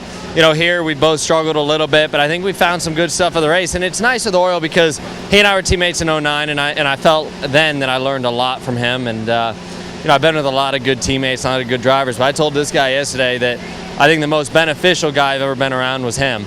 And so it's good to have him here with us now because, as a team, we need to learn a lot, and we know that. This is our first time on a road course together. The test didn't go well here, so Bill and I haven't worked together on a road course, so to add Eddie and of course Oriol has made a huge difference.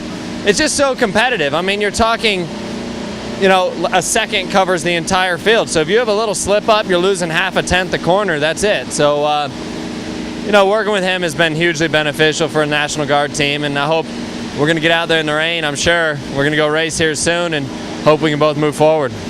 Well, not only does Oriel know his way around a racetrack, I hear you also know your way around a karaoke machine. Has that been one of the secrets? I heard you actually travel with one at times. Does that help keep you loose on a race weekend? Not so much on a race weekend, but yes, I had a bit of an addiction problem with karaoke machines in the past, and actually could have been something we could have been doing the last hour or two today. I must say his Sinatra is impressive. One night in Japan, 2009, we had nothing else to do, and he can sing. The guy's got a voice. Yeah, care to give us a taste?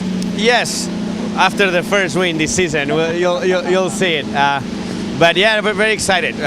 You know, we've been working hard, and we're catching up to the front. And he was saying so competitive. You just have to see the grid today. You know, Mike Conway won last race. It's starting at the back. Tony Kanaan, super racer, won the 500. It's, you know, starting at the back too. It's just you cannot miss the boat on any little detail, or you're not starting up front. But we're working well. We have high hopes for today if we're getting in, and if not, tomorrow. All right, well, there have been a lot of changes here at Rahal Letterman Lag, and again, I know you guys are all anxious for them to start paying off. Good luck out there. Thanks, guys. Kevin? Kelly, activity is starting to pick up a little bit here in the paddock area as we anticipate going racing here sometime in the near future. This is Jack Hawksworth, Brian Herta, Autosport. There was probably no one more pleased to see wet conditions. You've been fast all season. We saw you run up front at Long Beach, but it just hasn't been there this weekend. What issues are you dealing with? And at this point, does it even matter what issues you were dealing with in the wet?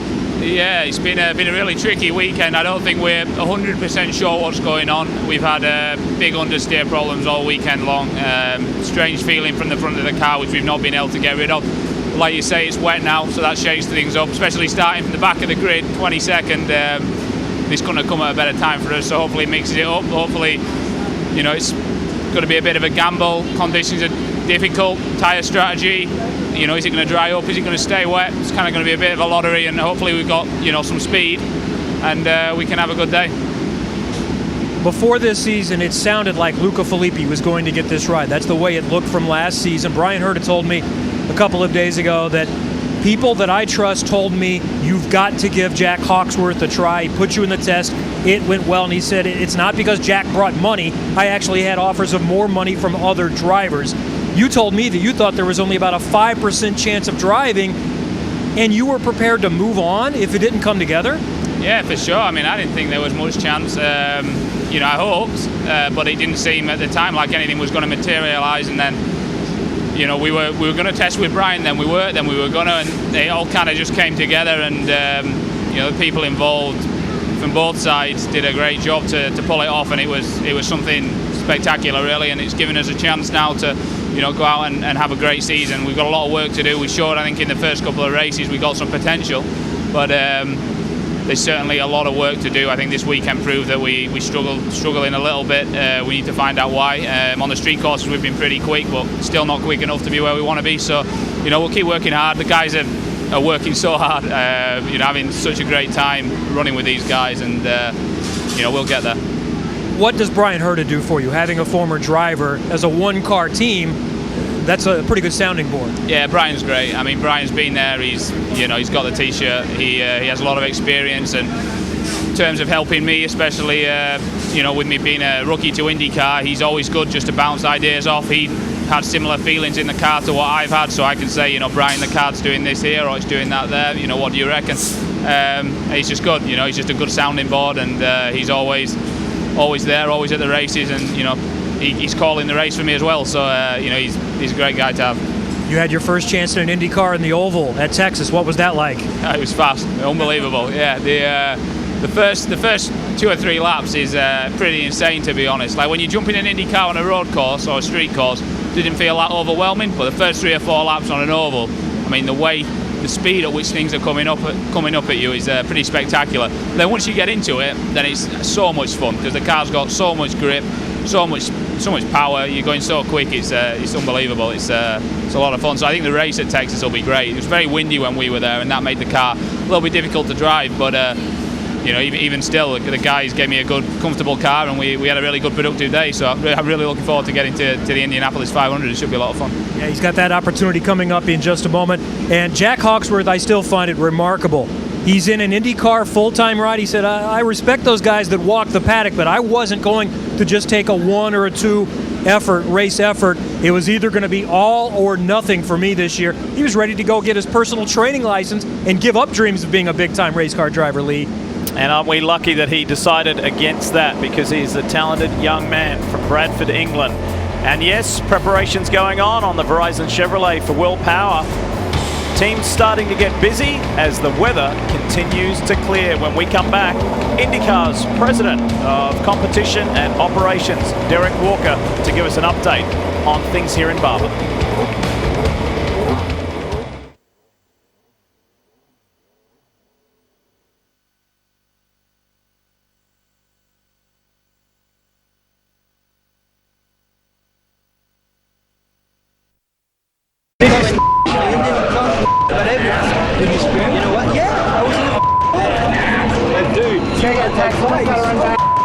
It's a restart, man. I'm struggling with my road tires. Do it properly. Don't do it like this. That's dirty driving. Man, I'm really sorry what happened. I honestly thought he had a problem. My bad. Like, I feel bad. I mean, man, I don't like to be raced like that. I'm surprised I didn't get a penalty. Well, he should be angry. Man, I'd be the same. Spirited competition, to say the least. That was a couple of weeks ago at the 40th running of the Toyota Grand Prix of Long Beach.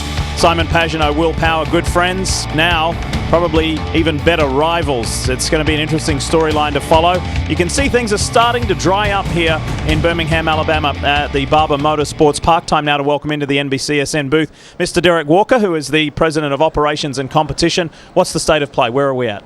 Well, it's clearing fast. We're cautiously optimistic around 4:15, 4:30 latest. We can get the race underway. The biggest problem is a few puddling in some of the corners. There's more water build up there. So the lightning looks like it's easing off. The guys will get out, sweep it off. Hopefully we can go green. Hey, Derek, the things you've got to kind of clear the water, we've been looking at on the monitor. One of them looks like kind of a new invention, and it's really getting the water. Is that something that IndyCars come up with, or did the Alabama track have it? Oh, it's way too good an idea for IndyCar. Come on, Robin. No, seriously, the folks here at Barber run a really first-class operation, and this is all a full credit to them. They've got some great equipment here, and people were jumping on it and really moving water, a lot of it. Is the toughest thing you got to get this in tonight because of everything that's going on at the Speedway, at the Indianapolis Motor Speedway this week? Well, there's still a lot of fans hanging in there wanting to see a race, and we want to see a race because, you know, we're going into Indy, the road course there, so we've got a lot of work ahead. So we really want to get the race in. Promoter wants to get the race in, so we're going to do whatever it takes to get it going. And Derek, earlier in our show, we had a discussion with Townsend Bell and Wally Dallenbach, and a lot of us within the IndyCar community have been talking about 2 weeks ago in Long Beach and about the stiff competition, the confrontations, the little bit of controversy. Where are we at, so the fans know and so the drivers know? How are things going to be ruled with the race stewards, and you know, where are we at with that? Well, there's been a lot spoken about, like as if we've changed the rules dramatically. That's not really the case. I mean, you haven't got a license to punt your fellow teammate out or anybody else off the racetrack. There was a lot of situations happened at that event, which, you know, we've said to the teams, if you really want to sit down with us and we'll fully explain the rationale of how we decided those decisions, we'll gladly do that. But, you know, we're here in Barber. It's about Barber, isn't it, about Long Beach. But all I'll say is, you know, we have a different system this year. There's 3 independent stewards that look at these things, and collectively they come up with a vote. The majority carries, and they looked at every one of those things, and that's what we ended up with. So, you know, I think it was the best we could do. You know, you used to manage Pagenaud and Will Power before that you became a big official and stuff. You think they'll be buddies anymore? Oh, yeah, they'll be. They were rivals back when they drove for me, and I think they're always going to be that way. You know, they butt heads like every driver who's in tough competition, but underneath it all, they have a lot of respect for each other, I think. you have been in motorsport for a very, very long time, whether it be open wheel, whether it be sports cars. Before you took on your official role with the IndyCar Series, you were involved with Ed Carpenter Racing. You were the team manager, general manager, I should say. Taking your IndyCar hat off for a moment, you must be immensely proud of that organisation for what they've achieved and getting their first win the way they did there. As Ed sitting on the timing box, and he told me that was incredibly nerve-wracking. You've experienced it for a long time, but that was the first for him. Well, that's a really nice story about Ed Carpenter Racing. You know, it's a small team, it's building, and Ed makes a really courageous move. Not many drivers get out of the cockpit willingly, but he saw where the future was for the team, and he stepped out, and it paid off. So full credit to them. You know, it really is a nice result. Derek, we're talking about, we're looking at Long Beach here, and when you see when you were running with Ed, and you said, look, you've made a lot of strides, but it really you kind of suggested first to him, maybe we should put somebody in here that's a full-time road racer. I think big props to him for finally just putting his ego aside and saying, yeah, let's make this team better. Yeah, no, and full credit to Ed. Prior to jumping out of the car, he was doing a heck of a job working on his road race setup. You know, he was really working on his technique and made some big gains. But, you know, it's a small team. It's all about winning. And he's out there selling in the marketplace. And he took a step back and said, you know, I'm probably going to be able to sell this team if I can win races on a road course and an oval. So I'll get a guy in there who can do it quicker than maybe I can. And that's what happened. Mr. Conway did a hell of a ride. Your business is watching and managing and guiding and directing the competition. And it's easy for all of us to sit back and talk about the Dixons and the Canans or the Castro Nevises and the Powers. But are you as impressed as we are with the crop of rookies this year? Oh, they're doing a fantastic job. It's not only the rookies, but with the smaller teams that are doing amazing work. And I look at it and I say, well, you know, if I was a bigger team with the resources, I'd begin to wonder, maybe some of these rookies are worth looking at. You know, maybe we should be grabbing a rookie. It's not all bad. You can really make some progress with these guys. But they're all doing a fantastic job, and that's that's the future. So we need it. And maybe, just maybe, we'll see one of those young rookies score a victory this year, their first victory. Somebody who got their first win in the IndyCar Series last year was Charlie Kimball. He's with Kelly. And Lee, that win at Mid-Ohio certainly did not came after quite a bit of adversity for Charlie Kimball. He could be facing a similar situation again today. In morning warm-up, Charlie, you had an incident, went off track, quite a bit of damage. This team has had to switch to your backup car. That's the silver lining of this rain delay. It's given them extra time and you time to get comfortable in that seat. But knowing that at Mid-Ohio you were able to come back in your backup car and ultimately win that race, how much confidence does that give you for today as we revisit what happened here in Mid-Ohio? Well, it's obviously not the formula we want to have to go and try and win another race. I feel badly having done it to these guys again and gone off this morning, but if there's one team in the business that can get it done, it's Chip Ganassi Racing. These guys are the best in the business. I have no doubts getting in the race car to start the race, even after the rain delay, that we'll go out there and have a competitive car and have a shot to move up from where we're starting and get a good result and try and start our season from here. What was it that caught you out this morning? I know you guys have been trying to make some changes to the car. Yeah, I think we maybe went a little far overnight with the setup. Got a little caught out with the cool conditions, the full tanks. They just kind of all collected, and you know, I'm not worried about it happening again. I know that we've got the car a little more dialed in for both the primaries and the alternate Firestones. You know, I'm looking forward to the race start. What is it like, though, as a driver to get into a car for the first time, just moments before the start of the race, that this isn't the car you've been racing all weekend? Yeah, it doesn't bother me. The guys do such a good job back at the shop that when I climb in the number 83, it's going to feel just like the other number 83. So I'm not worried about it at all. Like I said, the guys put so much effort in back at the shop that when we get to the racetrack, we don't even have to worry about that sort of stuff. All right, well, how do you like running in the rain? Yeah, it'll be a good one. Thank you, Charlie. Thanks. Charlie Kimball looking to repeat what he did at Mid-Ohio last year. The Andretti clan, they're ready to go, and we'll hear from that man on the right when we come back, Marco Andretti. Can he be a first-time winner here at Barber Motorsports Park?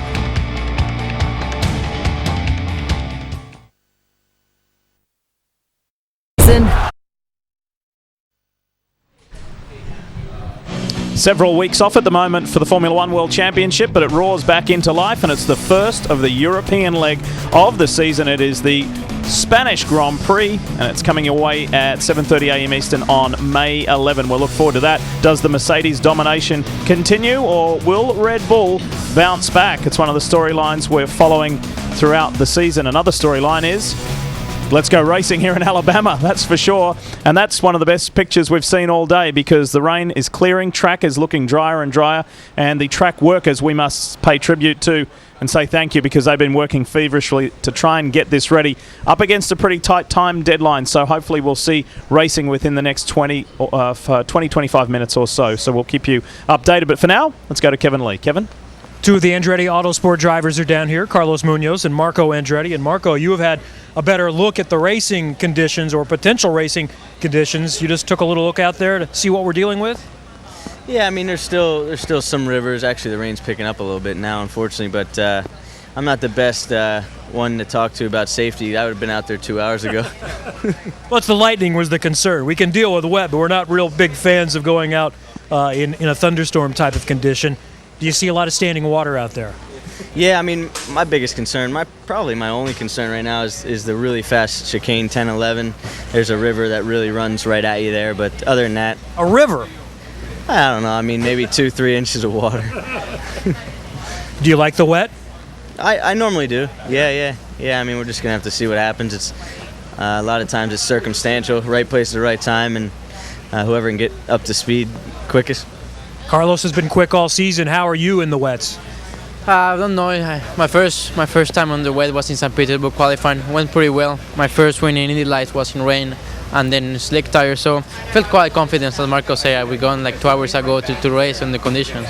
We saw what you could do last year, especially at Indianapolis, and then again at Fontana on the oval. You didn't really get a chance in the IndyCar last year on the road course. Podium at Long Beach. Is this what you expected, or are you maybe a little bit ahead of the curve? The truth is, like, the second place in Long Beach, I didn't win it as I would like it to earn that third place. But anyway, this is racing, and I knew it would be really hard on the beginning, especially on racing. I knew doing one lap we were able to do, but race pace, something new I have to learn, and I'm feeling more confident each time, especially in the out laps. What do you see from this young guy? You were at his place at one point, winning races at 19 years old. He's not much older than you, and he's doing the same thing. Yeah, I mean, I'm looking at his rear wings at the start of this race, so he's not doing that bad. Yeah, no, I mean, we're actually, as a team, you know, he's fitting quite well, and we've the three of us have taken a lot of changes already from him, which is obviously beneficial to the big picture. All right, good luck today, guys. Marco Andretti will start 9th. Carlos Munoz will start 7th. Over to Jan. And Kevin, Justin Wilson starts today in 16th position, not what we would expect. Take one step back first to Long Beach. We didn't really have a chance to talk to you about what was going on with your contact with Scott Dixon. Now you've seen all the replays. What's your take?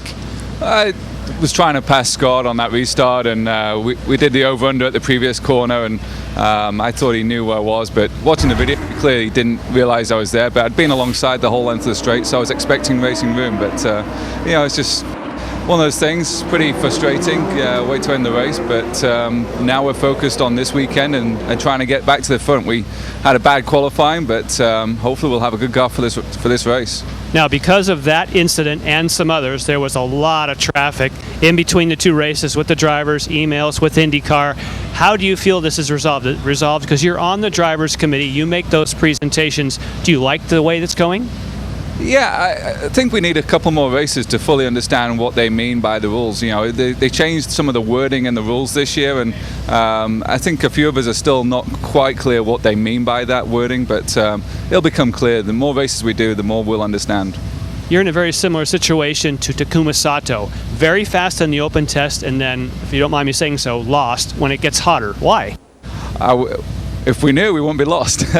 You know, we had a great car at the test, and we've come here, and for some reason it's not translated, and we've searched around trying to find the balance and the grip, and we either have one or the other. We don't have both. So you know, hopefully we're going to have it today. The track grip's going to be down, so we need a good balanced car, but also one that looks after the tires. After this rain, you typically grain the tires and give them a hard time until we rubber in the track. So we're hoping we can manage our way through that first stint when it dries out, and then once the rubber's on the track, hopefully we can be very quick and get to the front.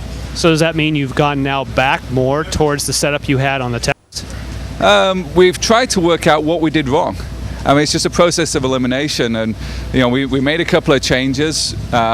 We tried them at the test, and we thought, okay, well, that might work when the track warms up. And we've made them here, and it didn't seem to work, so we've gone back on a few of those. So it's just, with the limited track time we get, and even in warm-up, Charlie had his accident, so we only got 2 or 3 hot laps in then. So, as much as we come here testing, we very rarely get to test in these kind of conditions. All right, well, have a great run. Justin Wilson. Kelly? Well, Jan, it was also not the day of qualifying that Ryan Briscoe would have hoped for. He'll be starting 20th today, but it seemed like you were much more optimistic this morning in warm-up. What did this team find overnight? It really helped actually with Dixon getting through Q1 and then actually trying some things in Q2 and Q3. So it kind of gave the team a little bit of direction, and we applied those to the car this morning in warm-up. Conditions were different for sure. It was pretty cold, but might be relevant to what we've got this afternoon. So the car was really fast this morning. I was happy with it, the best it's been all weekend. So we might get some dry running this afternoon. The rain looks like it's passed. Probably be a wet start, but hopefully it dries out. We've got plenty of red tyres in the bank, so that's going to play to our advantage in the race. Let's talk about that start, because in that 20th position, there could be a lot of spray coming your way there at the start. What do you anticipate? Not seeing much, that's for sure. We'll be going off memory and hoping that I can avoid any carnage that's in front of me, but anything can happen. It's going to be a big surprise. I think things are going to get stirred up a lot today, and you'll see different strategies, and it's going to be all about timing of when to come in off the wet tyre to get the slick tyre. So it's going to be interesting, I think. Hopefully we can move up. Certainly not far to move backwards from. So we'll be looking forward to moving up, but definitely getting up in the top 10 today would be big for us. Just a couple of races in, but how are you enjoying your time here at Chip Ganassi Racing? I'm loving it so much. It's such a great group of guys, really good teammates, and so many familiar faces from where it all started for me back in 2005. So really just been finding my footing a little bit. It's been a big learning curve.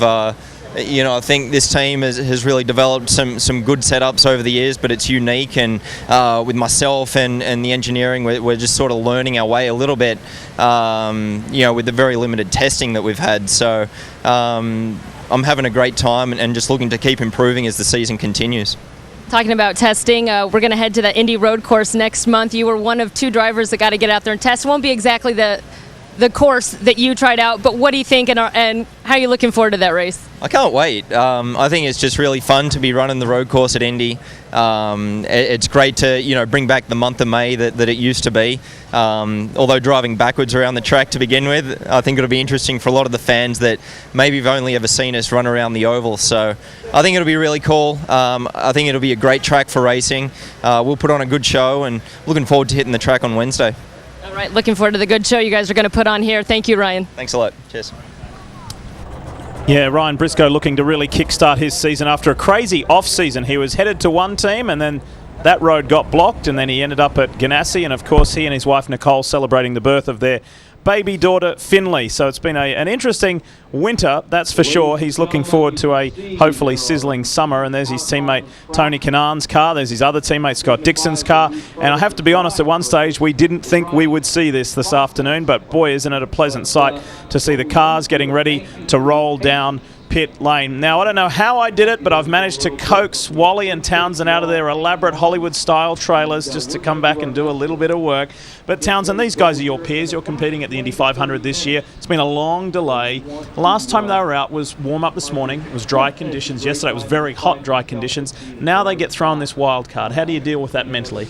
Well, I think this could be the great equalizer. Rain always is. And if it dries up as the race goes on, I think one of the things the rain does is it cools down the track temperature. The last few days in practice and qualifying, the guys that have struggled with setup, namely Justin Wilson, Jack Hawksworth, guys that are further back in the field, now that the track temperature is going to cool down, I think it plays back to the setup that worked for them in the test when the ambient was cooler and the track temp was down. But the rain at the start is going to be fantastic for those of you that want to see a great race, because if you're Will Power, you've got clear visibility, but you're the first one to go test it, and it's a great unknown. The guys behind can really measure relative grip, the racing line, etc. And Wally, speaking of those guys behind, if you want to get a little bit crazy and a little bit wild and you've got to make up some positions very quickly, do you try and do that early? Do you actually almost relish the position that you're in a little bit further back? Well, I think so, because you're back there for a reason. That's because you're struggling. And like Townsend said, the rain is a great equalizer. So I think it depends on how good a rain driver you are. I think also if there's carnage in front of you,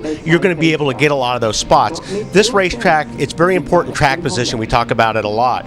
And if you're struggling a little bit in the back and this rain it's an advantage, when the track dries out, if you can gain that track position and it stays dry the rest of the race, you've made a huge gain, and the weather has been a gift. So I think it's going to be interesting to see how these guys play it out. Obviously, nobody knows how dry the track's going to get and what the conditions are, but I think it makes this a lot more interesting because of the conditions that we have here today. And speaking of the conditions, now we're going to play into the amount of daylight that's left, so therefore we'll be looking at a timed race. So if you're somebody like Will Power or you're up the front, how does that affect your strategy? You want to be, it's almost like racing to a rain delay, isn't it? But we're going the other way. Well, one thing that I love about what Will Power said at the start of the season is, I'm not going to think about big picture. I'm not going to think about championship. He's probably not going to think about even strategy other than going fast. That means when the green flag drops, if I'm Will Power, I want to be the first guy into the first corner, protect my position, and then just go like heck, keep my head down. The rest I can't control, but I can control how fast I go in the car. How about for Juan Pablo Montoya of Team Penske? He seems to be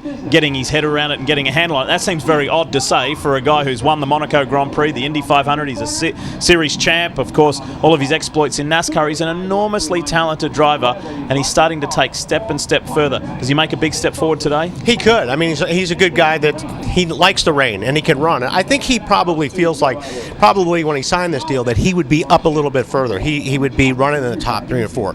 Probably a little bit of surprise that it's been as hard as it is, but he will gain there. I mean, Montoya is one of those guys. He's a tough competitor. He'll get this thing figured out, and absolutely, these kind of conditions, I think he's wringing his hands right now to get this thing going. And it's also quite unique. Other than testing, this is the first time that Juan Pablo Montoya will have raced at the Barber Motorsports circuit. Speaking of Barber, Townsend, talk us through the finer points of this circuit, if you will. Sure. Well, it's a fantastic circuit in terms of layout and flow, a gorgeous facility, but what really sets Barber apart is all these blind corners. Here we are, turn 4, coming up over. All you see is blue skylight. As Briscoe said earlier, you're really driving off of muscle memory. Then we get down to 8-9. This is down by the museum. You're over 150 miles an hour.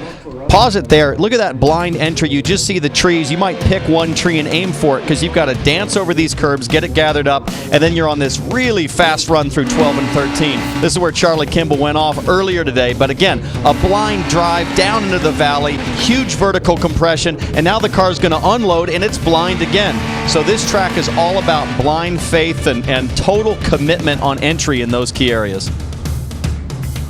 And the cars continue to roll out. What a great sight that is. And as we wait for them to take up their positions and we get ever so close to going racing here in Birmingham, Alabama, it's time to join Kevin Lee. Kevin?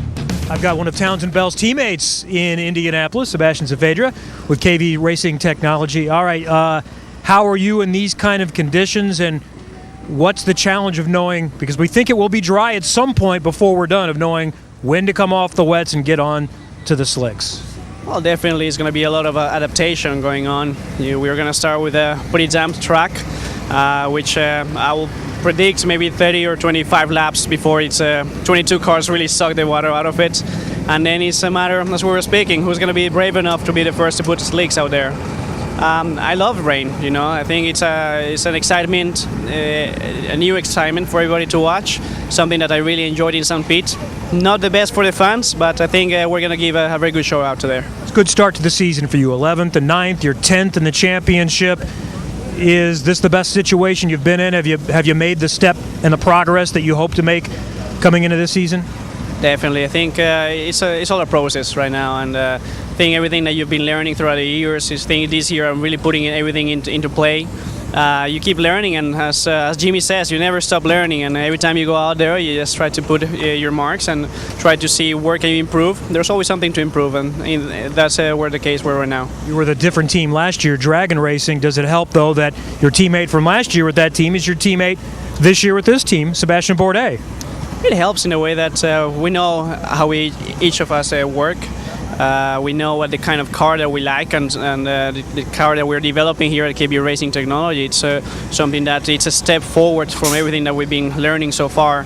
But it's great, you know. It's we get along very well, so it makes everything a lot more smooth when it comes to working together as teammates, together with engineers. It's an open book in KB, so that's something very, very nice to see.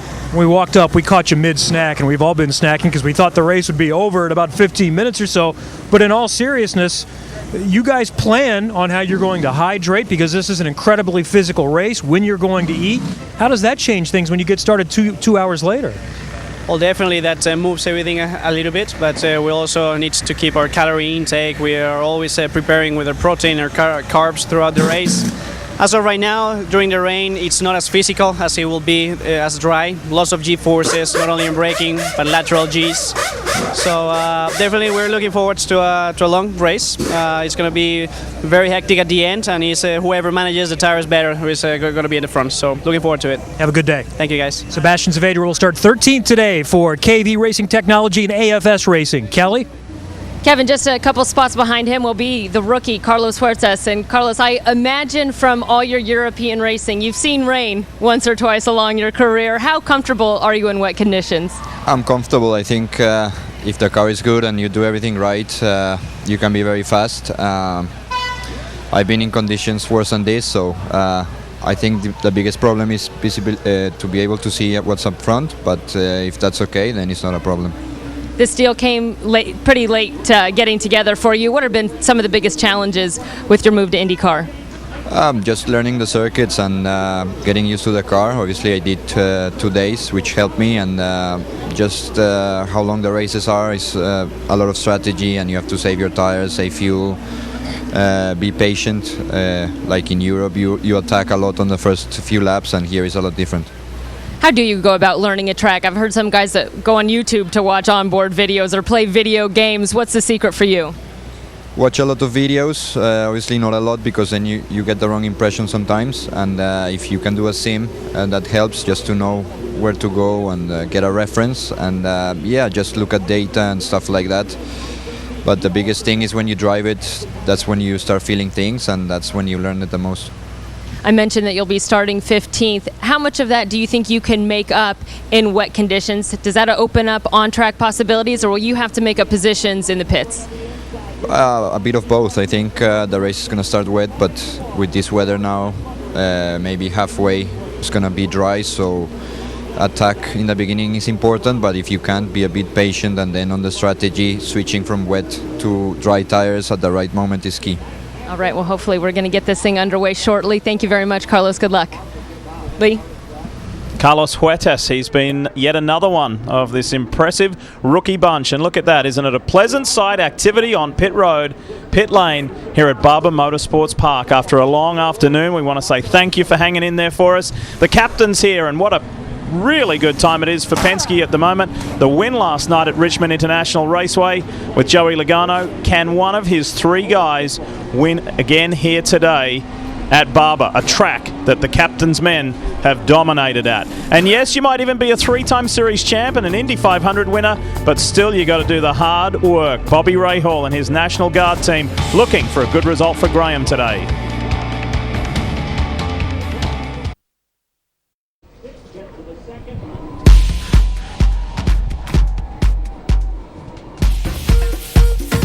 Not just motorsport this weekend in Birmingham, Alabama. Yes, it was Birmingham's Fashion Week, and IndyCar's Simon Pagenaud was one of the judges, and also NBC's fashion star Hunter Bell was there as well, and they were celebrating emerging designers and creations, and there was also some pretty cool stuff with recycled products, integrating it into fashion as well.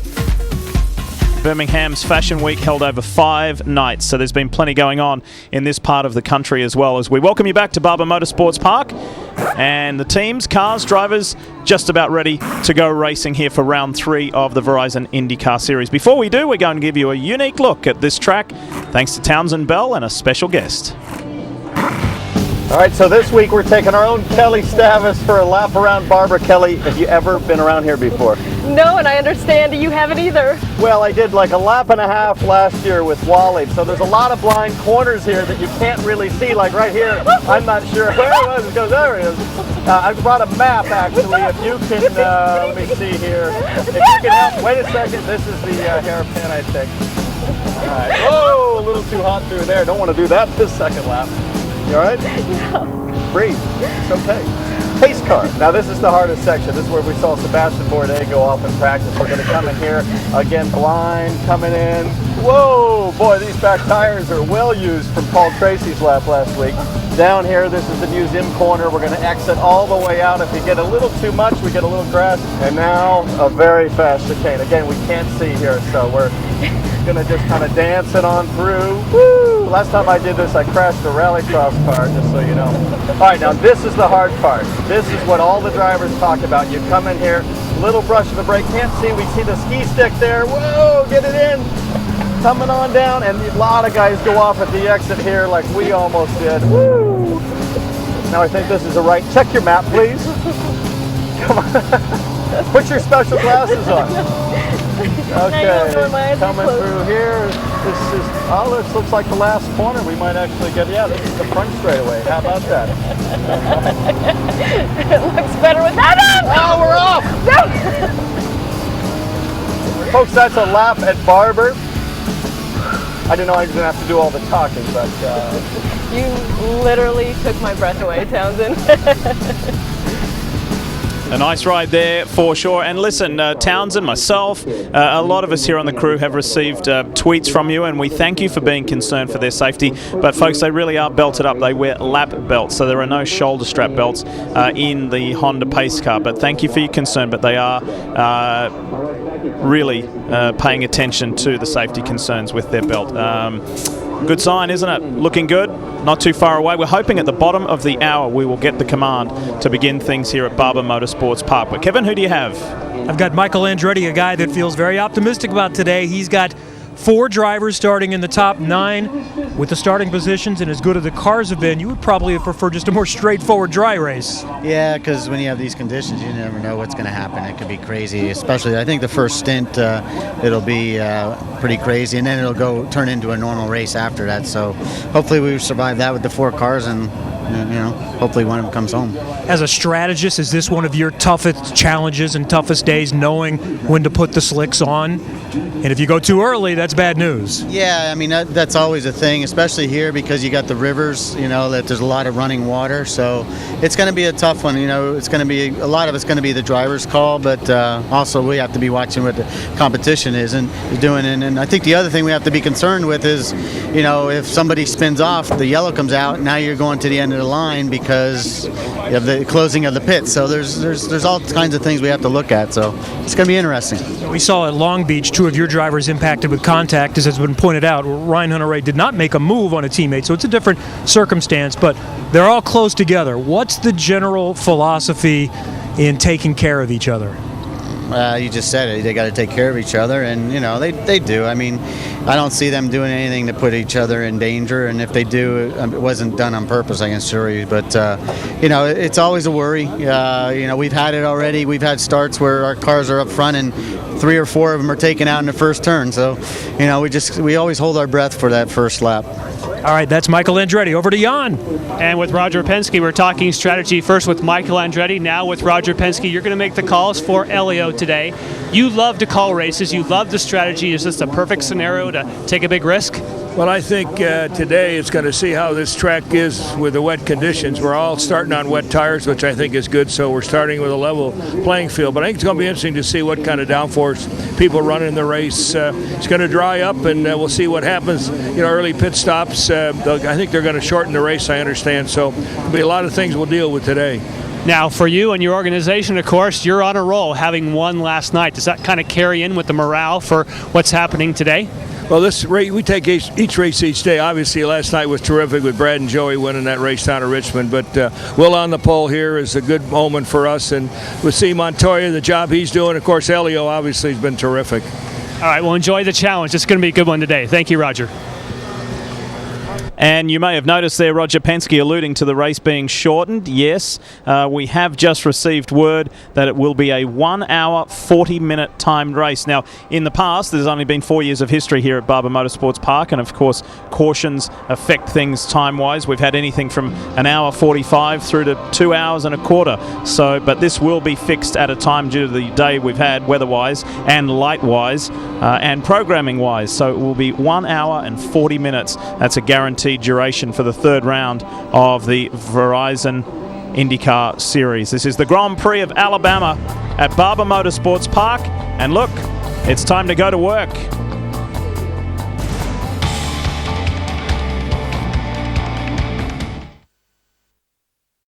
With that sight, it has been a very ugly afternoon here in Birmingham, Alabama, weather-wise.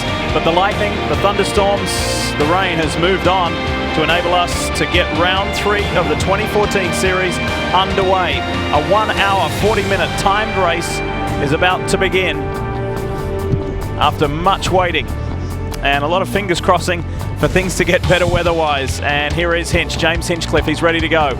Really pleased with qualifying yesterday. He's been fast all weekend and will start on the front row alongside Team Penske's Will Power.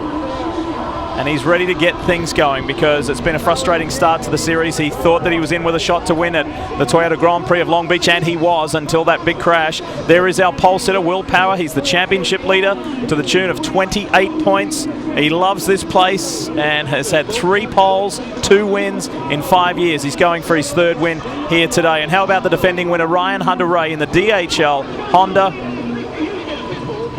Ready to get things going for Andretti Autosport. He has been blisteringly quick all weekend, slightly frustrated with qualifying, but will start in a good position and have a shot to go. In the background, Joseph Newgarden just getting his wet weather boots off so he can take some dry racing boots into the cockpit and ready to go. Could Newgarden take the fight to Ryan Hunter-Reay and to Will Power and to James Hinchcliffe and the others and get Sarah Fisher-Hartman Racing its first victory? There's been a lot of talk about Joseph Newgarden and his potential this year in the 2014 season in the Verizon IndyCar Series. So much to talk about here in Alabama.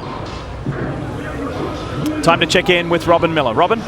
You know what, Lee? The wind's picked up, which is good because I was just talking to Johnny Rutherford, the pace car driver, and Derek Walker. They just went out and took another lap and said it looks like they're probably going to give the drivers a couple extra laps just to see where all the water is and so they can kind of get familiar with it before they drop the green flag, which is a good sign. But I tell you that, it's drying a lot faster than we thought it was going to. So final preparations. Good shot there of the wet weather tyres as well, the Firestone wets. And these opening laps, as Robin mentioned, will be so valuable to the guys just to get a feel for how it looks. Do they see any small areas of standing water? Well, I can't believe how well that the Barber Motorsports Park track workers have cleared this track and have helped with drainage and to get things right. There's the Iceman, Scott Dixon. 4 times a runner-up here. 4 years in succession. Is the 5th year going to be a lucky one for the Kiwi? Amazingly consistent in qualifying, and the races have been a source of frustration because he knows that he's been so close over the years, including last year, chasing Ryan Hunter-Reay down right to the checkered flag. This is his 13th year with Target Chip Ganassi Racing. If anybody knows how to get it done, it's the defending series champion.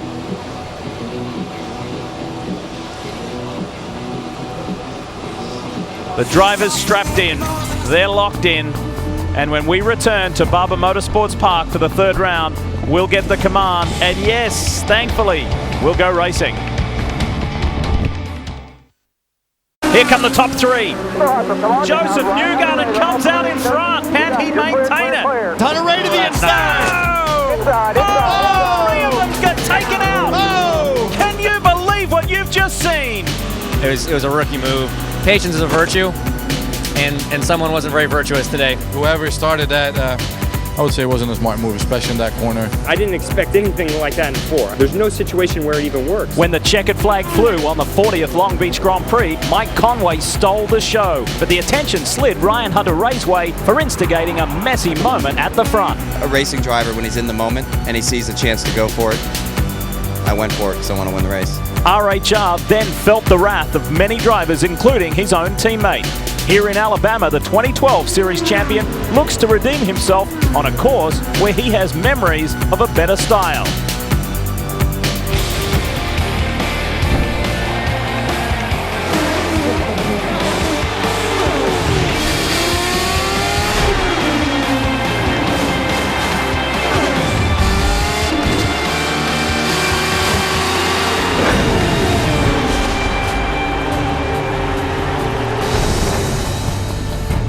The 2014 Verizon IndyCar Series enjoys its first road course of the year.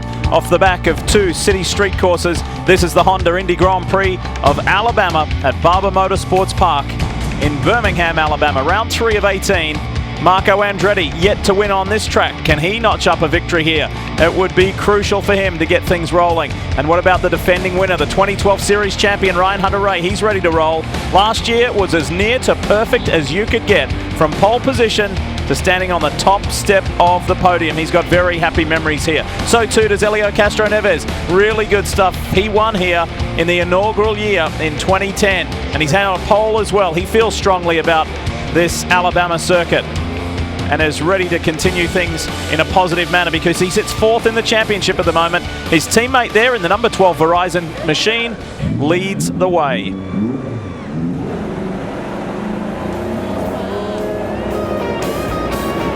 And you can hear the engines firing.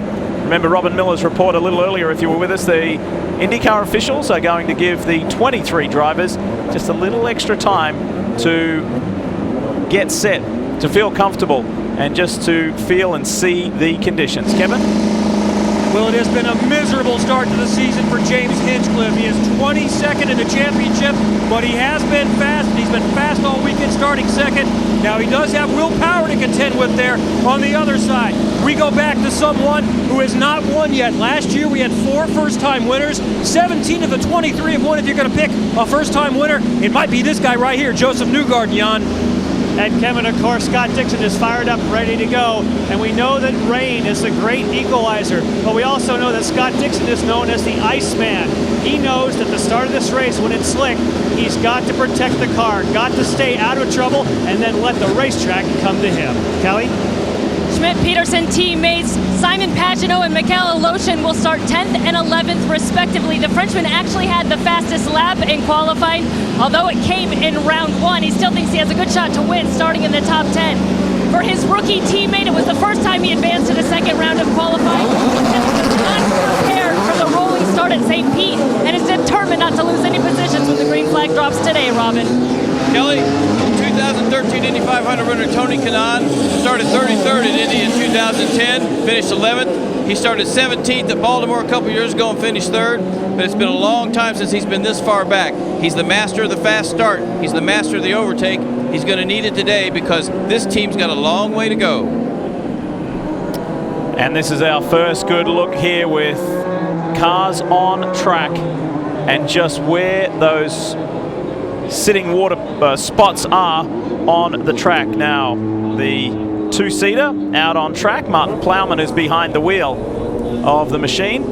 And what a ride. Now, Honda's bringing back the fastest seat in sports sweepstakes, and you can enter by logging on to shophonda.com. And the special guest today is Adam James. You can experience what Adam is doing right along right now. Adam, how is it?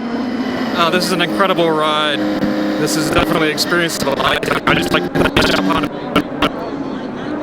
And a little bit of technical issue there, and that's kind of a little bit understandable with the afternoon that we have had weather-wise. Just a reminder, log on to shophonda.com and you could have the opportunity that Adam has today by starting a Verizon IndyCar Series race. And the sweepstakes begins May 1st and ends August 6th.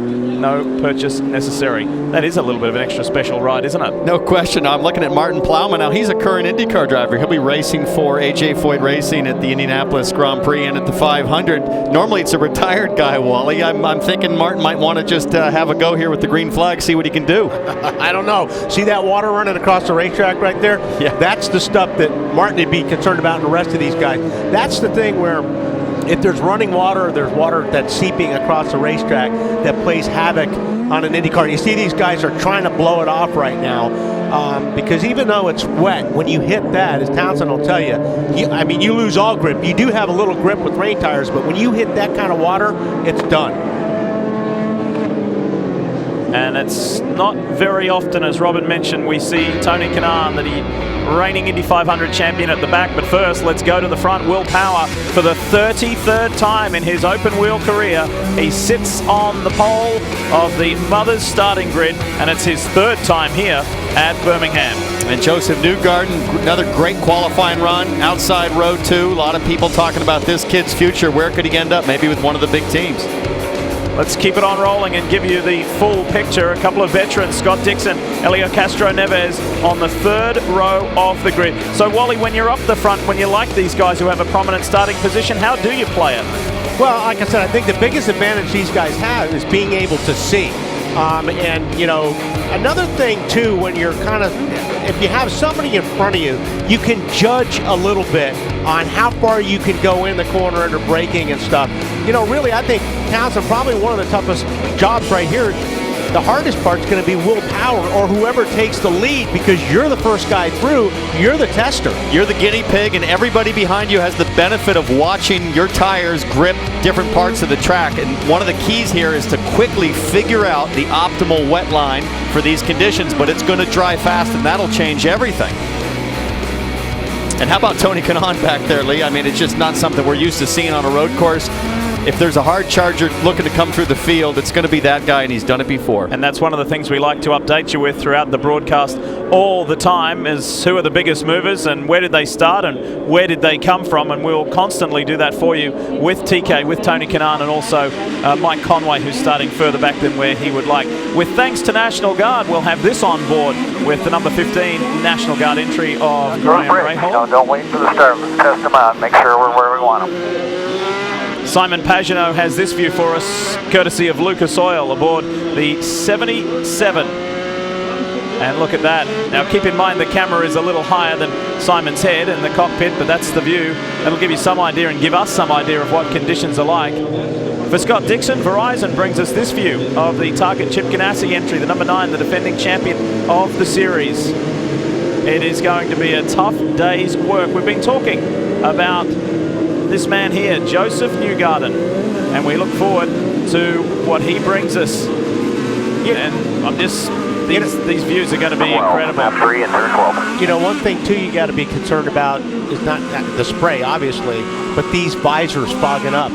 That's another problem that you have when you're trying to see. And a quick reminder about Verizon streaming as we ride along with James Hinchcliffe.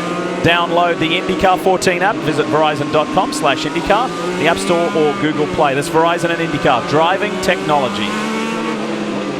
Ooh, lots of standing water there as they crest that blind hill. Yeah, Wally, you'd mentioned visors fogging. The last few years, one of the neat things about the visors on these helmets is they're now 2 layers. So there's sort of a layer of air trapped between a thin plastic inner layer and then the outer thick visor layer. That's done wonders for reducing the fog. I remember back in the day, you'd be out there with the Rain-X, the anti-fog, and drilling holes. I mean, I used to drill holes in the bottom of the visor. It's gotten a lot easier, kind of like ski goggles, but pure visibility just with the spray is the biggest issue, no doubt. And look at that, we get some indication of the spray there at nowhere near full speed. This will be a spectacle for sure. You kind of feel for the guys a little further back in the pack. Ryan Briscoe told us that earlier, didn't he? We'll have to see how it is starting from the 10th row of the grid. Green this time. And what I like about this, guys, is with the wind blowing and a little bit of sun out, that racing line could drive very, very quickly, and we could see some really great drama as those rain tires get too hot. I'll tell you what, I think if I'm Kanaan, I'm just going to lay back here for a couple laps. That is not in his repertoire, brother. May not be, but... Over on the back part of the circuit. Don't forget about your overtake. Get your fuel where you want it. Slot 4 or whatever you think here. Get your fuel where you want it. That's the voice of President of Penske Racing, Tim Cindric, to pole sitter Will Power. As James Hinchcliffe for Andretti Autosport slots up alongside him, the field packs up.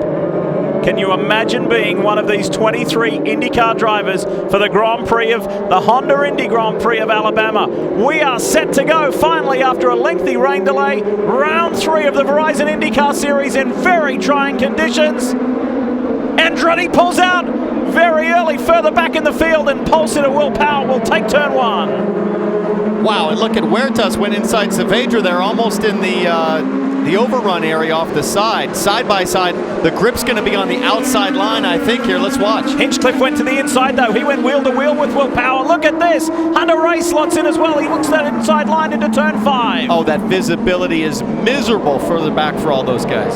Wow. Power up front where everybody wants to be with a clear view. And so far, Wally, they've been very well behaved. I really expected somebody to have a problem going down that corner. Hinchcliffe has not given up. And on the left. Oh, it has to give it. You have to give it there. There's no way you can't hardly go through there side by side when it's dry. These cars produce so much downforce, but they do so through suction. That is Pagano off. I was going to say they pull up so much water, so it's going to be really bad on these first 2 laps. And Hunter Ray is almost backwards. Oh, we got somebody backwards. That's Munoz spinning further back. And another car as well, joining Carlos. That's Takuma Sato. The 14 started 14th. Can he get the ABC supply going again? No, he needs help. Or get your hand up, buddy. Get your hand up. And he's got his hand up because the car has stalled, and he's going to need a restart or a push. We've got a full course caution. And that's the hardest part about this, guys, is you're coming around, you think you've got grip, and you come to a section of track where everybody clearly hit a little bit of water. You saw Hunter Ray almost lose it, and then further back, completely blinded, 2 more guys lose it over that same stretch. And they were just starting to get spread out a little bit to where you may be able to see 20 feet, 30 feet. Now they got to go and start this thing all over again. We got some replays for you to show you what happened to Takuma Sato. Right in the middle there, coming through the turn. Oh, there goes Munoz. Yeah, Sato and was that's Montoya. Montoya was avoiding, and then at the back almost of it. exactly the same thing, Sato.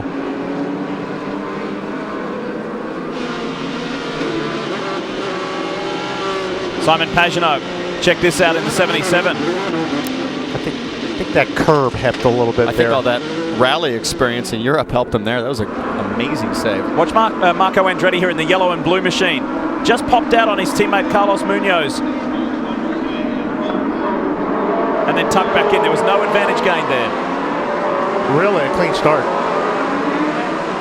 And all 23 drivers doing a superb job on the start. And Takuma Sato has been fired and is back going.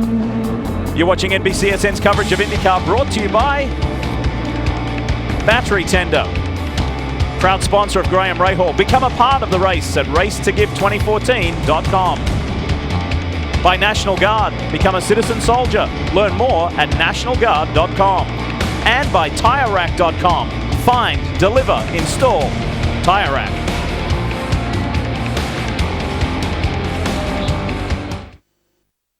Keep going, but Sato stalled, got restarted, has rejoined the pack, and we're ready to go back to racing here. That just gives you a beautiful snapshot of what an amazing venue this is. Over 700 acres here on the plot.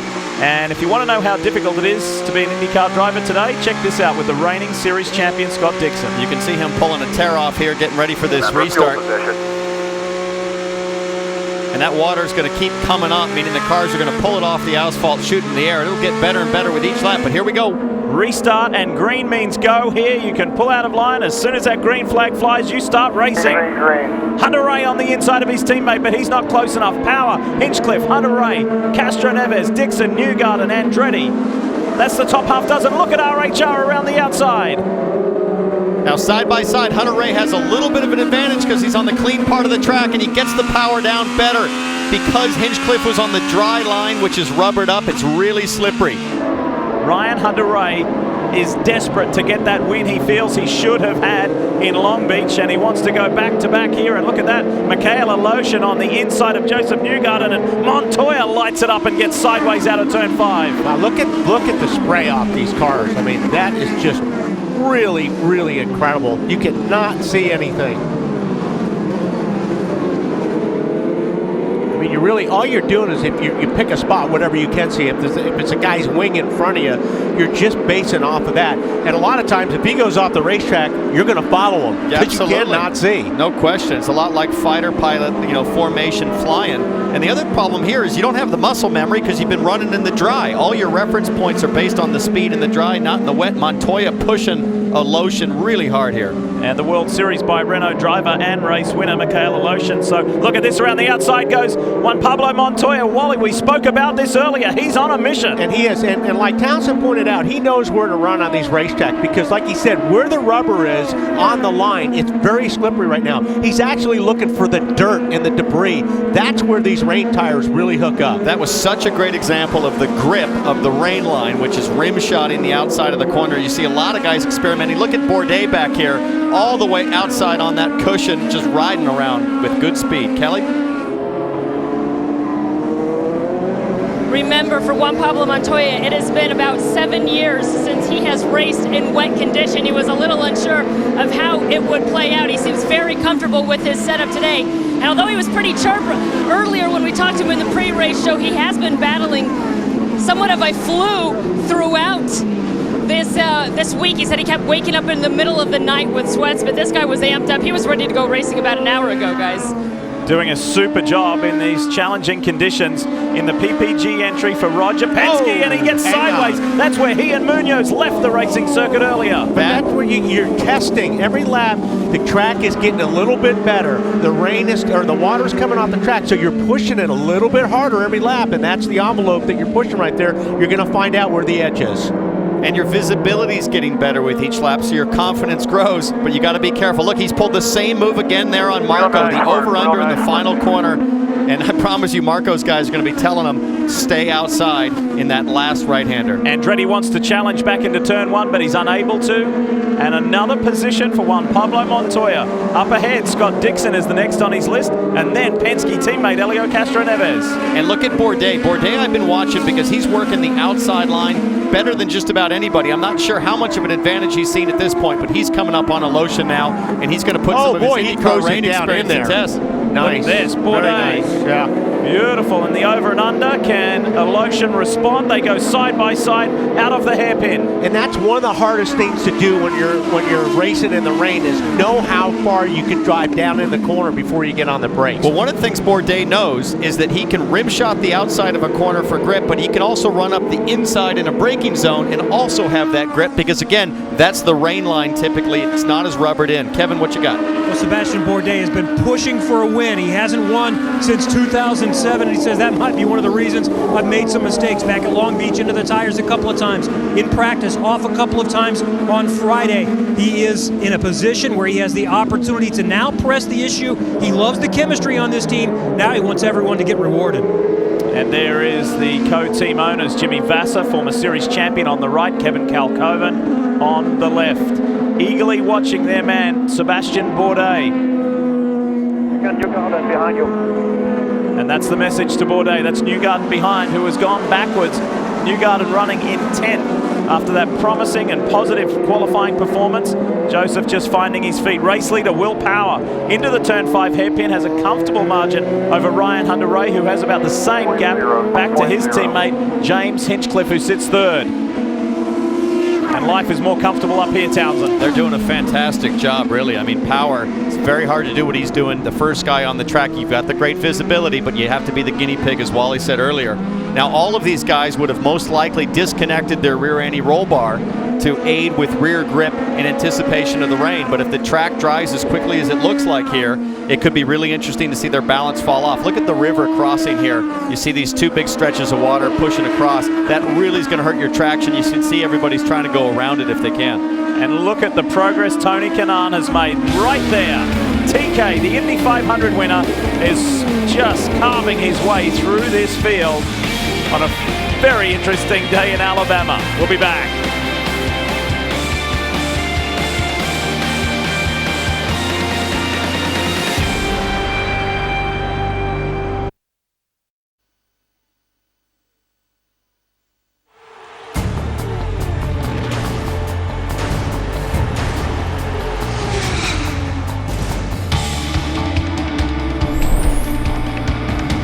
As we come back to Barber Motorsports Park for round 3, a reminder that the first Saturday in May, the race to the Triple Crown begins with the Kentucky Derby. Coverage begins Wednesday at 4 Eastern here on NBCSN, and it all leads up to the big race Saturday at 4 Eastern on NBC. Things are drying out and things are clearing out, if you will. Power, he has now led all 5 years here at Barber Motorsports Park in the Verizon IndyCar Series. No other driver has done that. And is it a different Will Power this year? Some say yes, some say no. There's one thing's for sure, Townsend Bell, he is on a mission, the championship points leader. No question. Look at his lap times. He's a second quicker than anybody on track right now. They say the rain is the great equalizer, but it's equalizing in his favor right now.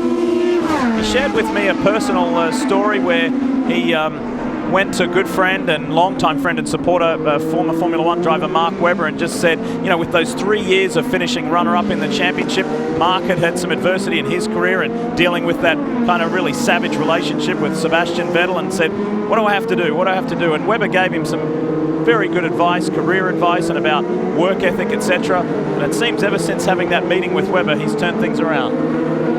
Well, you know, he just is focused on winning, and this is a guy that's always focused on winning. We're looking at TK here, who's just been charging through the field like we talked about, currently running in P14. Remember, he started last, and this is the kind of race he needs to really turn this weekend around, Jan.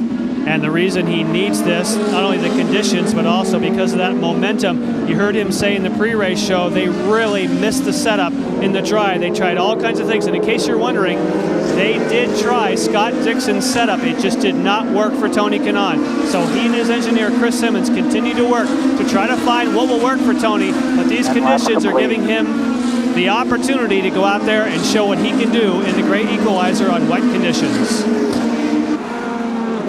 Take a look at that on the map there, just the tracker of where Will Power is in comparison to Tony Kanaan. Tony's dropped over this blind hill here, and Power is already down near the museum section of the track. Michaela Lotion on the inside of Sebastian Bourdais. Lotion has been very impressive so far in the rain. I mean, he has really been picking them off. He's been doing a very nice job. And he's passing good guys. Yeah, it's not like he's You think the barbecue might have had something to do with it? He got his first little nibble over there at Rusty's. He enjoyed it, and I think he's just enjoying being in the United States in general. The experience has been wonderfully enjoyable for him, and he's coming to grips with racing IndyCar style, that's for sure. So at the moment, Hunter Ray continues his chase of Will Power, Hinchcliffe, and Elio Castroneves. Montoya did get Dixon while we were away in that last commercial break. And then it's Marco Andretti, Michaela Lotion on screen right now. Bourdais and Newgarden in the top 10. And there they are, drawing the line. Munoz trying to get there as well. 1.1. Now what he's doing is he's moving over trying to get temperature down on those rain tires. He knows the rain line is drying, and as it does, the temperature, especially on rain tires, it builds between the grooves. And if it gets too hot, they really just start to melt and completely fall apart. And the Lotion's being very proactive. Whoa, and Bourdais almost loses it there coming up over the rise. And you know, look at this, Wally. Look at this on the inside. Turn 5, and he holds the Lotion out there. That's a good move. Here comes a crossover.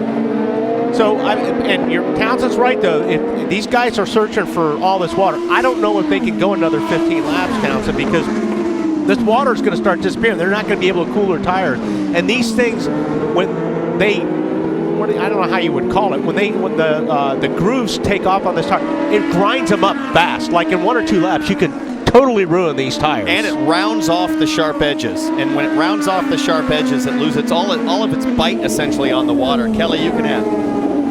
Yeah, Lotion doing a terrific job, especially considering he's been coming over the radio complaining of understeer pretty much since the drop of the green flag. You talk about learning the art of racing for this young Russian. He says he's really had to get used to the style of fighting on track. He says it's a bit more aggressive here than what he's used to in Europe. And he's handling it. He's handling it just fine, Kelly, isn't he? Because he just went past a 4-time open wheel champion and just drove straight to the outside of the track and made life hard for Sebastian Bourdais as they continue their fight over 8th place. A little further up the road, Scott Dixon, Elio Castroneves, and this is one Pablo Montoya, who has made up position after position, lap after lap, and at the moment is in a really nice position, sitting in 4th, which is exactly where he finished in Long Beach a couple of weeks ago.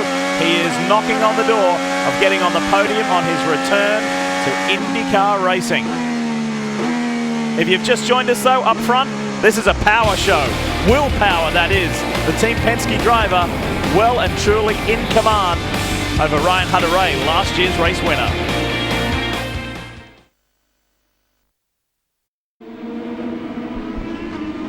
Great to be racing, and if you don't understand what I mean by that, it's great to be racing because we've had an afternoon full of thunderstorms and lightning and heavy rain, and to see the track almost dry is amazing. as we race in this time-guaranteed 1 hour, 40-minute third round of the Verizon IndyCar Series. You're looking at the Verizon Chevrolet driver, Will Power, who leads this championship by 28 points. And there's the series champ, Dixon, who's working over Castro Neves big time. This has been a great battle right here. Dixon has been up besides Montoya a couple of times, but he just hasn't been able to pull off the pass. And you can see Dixon grabbing a little bit of that standing water on the straightaway, again, just to try to cool his tires down. It's fascinating to watch the performance crossover here. Will Power, for instance, up front has slowed down a little bit. Hunter Ray has gotten faster. As the track is changing, the balance shifts quickly for these guys. Right now, Dixon's car looks really strong.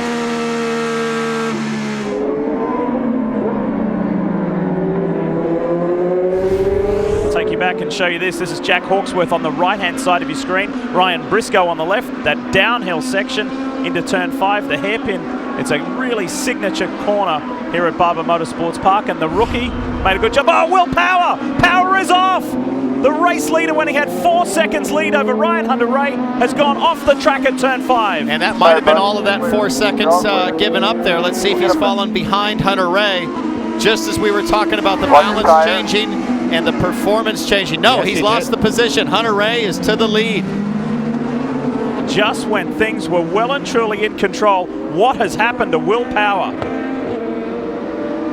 And that has played just beautifully into Ryan Hunter Ray's hands. Let's show you what happened to the race leader. Coming into the hairpin. He just overcooks it on entry. Understeers off the corner. Now he's thinking, I'm going to lose the lead. I'm trying to stay on it. Then he's got to get out of it because he's going to get in the tire wall. I'll tell you what, he got lucky twice. Not getting stuck in the gravel and not hitting that wall. Yeah. So there's the margin now, first to second after leading every lap, all 17 laps so far. It's now gone Ryan Hunter-Ray's way. And one of the things I'm watching, I'm starting to see a little bit of that heat vapor form on that straightaway shot. If you look closely, you can see that heat coming up. That means these tires are going to go fast now as that dry line comes in. And when you say fast, that means they're going to deteriorate. They're not going to go faster. Yeah, exactly. This is not good to see that steam coming off those tires. Yeah. The gap is 3 seconds to hinge flip, 3 seconds. Here we go, the fight further back. Look at this, a Lotion, Marco Andretti. You got Bourdais, Newgarden in the mix. Guys going to the inside line, searching for that wet. Everybody in a desperate attempt to cool down their tires now. Inside Bourdais on Andretti.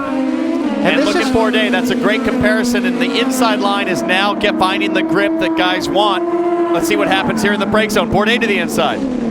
See if there's a crossover. And he slows right down there, nicely. yeah. I think he was expecting the crossover right there, or Bourdais was.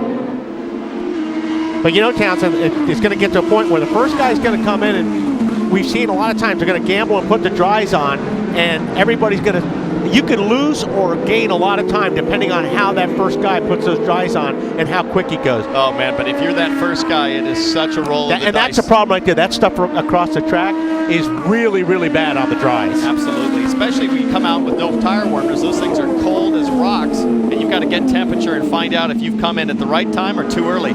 See who's going to be the first one to take that chance.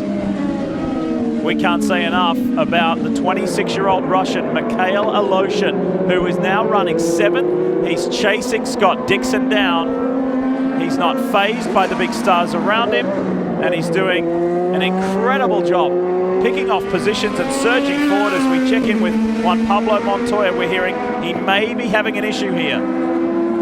Yeah, Lee, it looks to me like his guys are maybe getting ready there in the pits. They're going to start putting pre-printed text, as you see there, on the signboard that he's going to see on the front straightaway, probably because his radio is going away. Just shows you the preparation of Penske. I've never seen a team, I didn't know they had those things already printed out. What a drive, what an opening period it has been from Juan Pablo Montoya, though he still maintains 4th, trying to bridge that gap to James Hinchcliffe, which is around about 6 seconds. He continues his pursuit for a championship. Ryan Hunter-Ray has been gifted the lead courtesy of a mistake from Power. Can he hold on to it?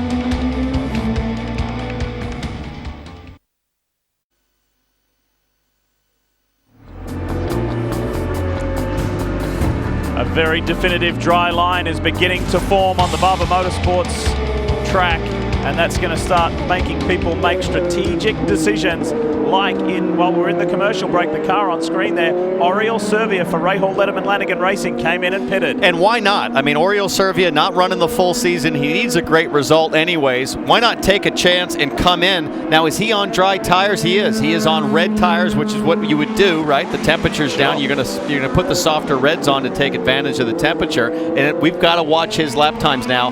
He's going to come around here for the first time real soon, and we'll see if it's an advantage. Everybody else will be doing the same thing, Wally. I'll tell you what, to me it looks like an advantage. I mean, you know, and like I said earlier, if you can do it and get 4 or 5 laps on everybody and it works in your favor, you're putting a ton of time on everybody. There he struggled a little bit. And this is offline just a little bit. And this is a great comparison. You got the fastest guy on the track, race leader Ryan Hunter-Reay, and a guy coming out on cold reds. And if those temperatures come up and he drives away, everybody in the pit lane is going to be watching the performance advantage. There he goes. There look at that. It's a little bit drier, but as soon as you get some water on those slicks, hang on right here. That's where it's tricky. Whoa, Alotian's gone around. He finally. Bourdais gets through. Looked to me like he tried to roll back into Bourdais a little bit there.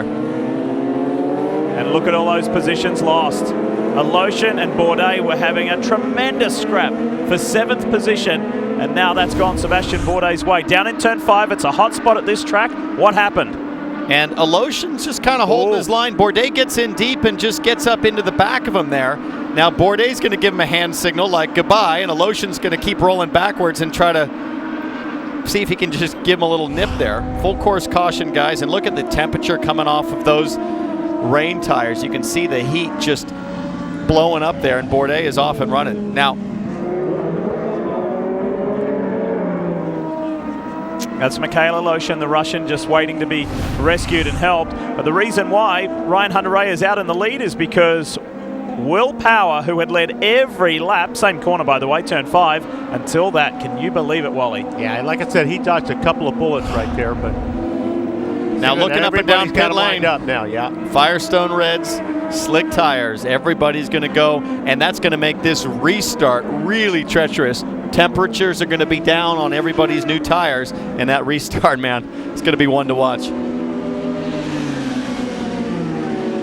So Oriol Servia, the second car on screen right there, who was at the back of the pack, of course a lap down, the first to go on to those dry tires and the red-walled, softer compound of the two. This is Mikhail Alotian, stranded at the moment down in turn 5, not very happy with Sebastian Bourdais.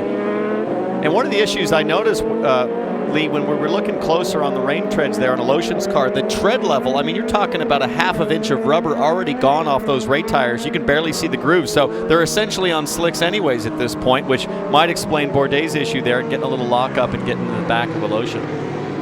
The whole Matro safety team on hand to go and rescue Alotian. Race leader Ryan Hunter-Reay felt good. He's felt good all weekend. Felt bad about what happened in Long Beach, but he's been feeling good this weekend. You know, but we talk about Hunter-Reay's ability to bounce back. Over the last 2 or 3 seasons, he'll have adversity and he'll just come back fighting. Long Beach, great example, terrible result. Servia stays out, the rest of the field's coming in. Got to be careful on these pit lanes too, guys. Don't forget, that concrete is awfully slippery. It's even slicker than the asphalt. The other advantage when they go back to racing as well is that Oriol Servia already has time at full speed on those tires.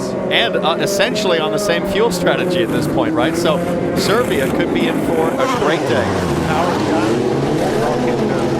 Reds put on. And watch Power versus Hunter-Reay here. This is the race off pit lane. Can he beat him? He's going to fight traction. It's going to be close. Does he have it? Does he have it? He does. RHR maintains his position ahead of Will Power. Good work from the Ganassi guys for Scott Dixon. Really good work there, and Bourdais comes out as well. Excellent. Montoya loses positions, a couple of those, and Hinchcliffe frustratingly lose 2 as well. Wow. So they all cycle through. It's time for some nervous laps coming up. There's Carlos Huertas, the rookie for Dale Coyne Racing. And when we come back, Oriol Servia, the man at the front of the pack. We'll see how it works out.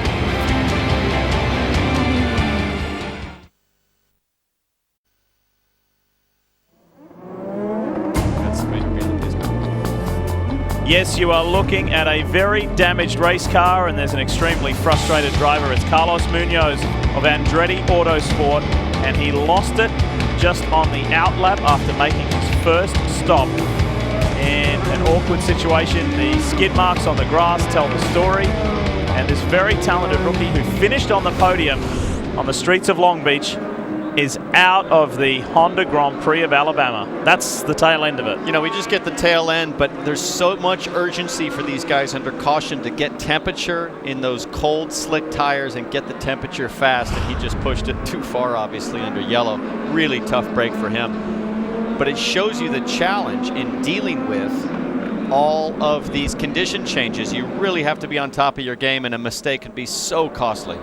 Now remember, we told you a little earlier through that cycle of pit stops for this man here, James Hinchcliffe, I said frustratingly loses a couple of positions.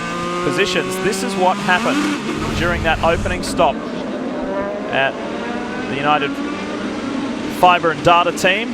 And what's happening, the fueler's having trouble getting the spring to compress and get it in. He finally gets it in, but that's a good 4 or 5 second loss on the fuel. Oftentimes, that fuel insert is the most critical part of the pit stop.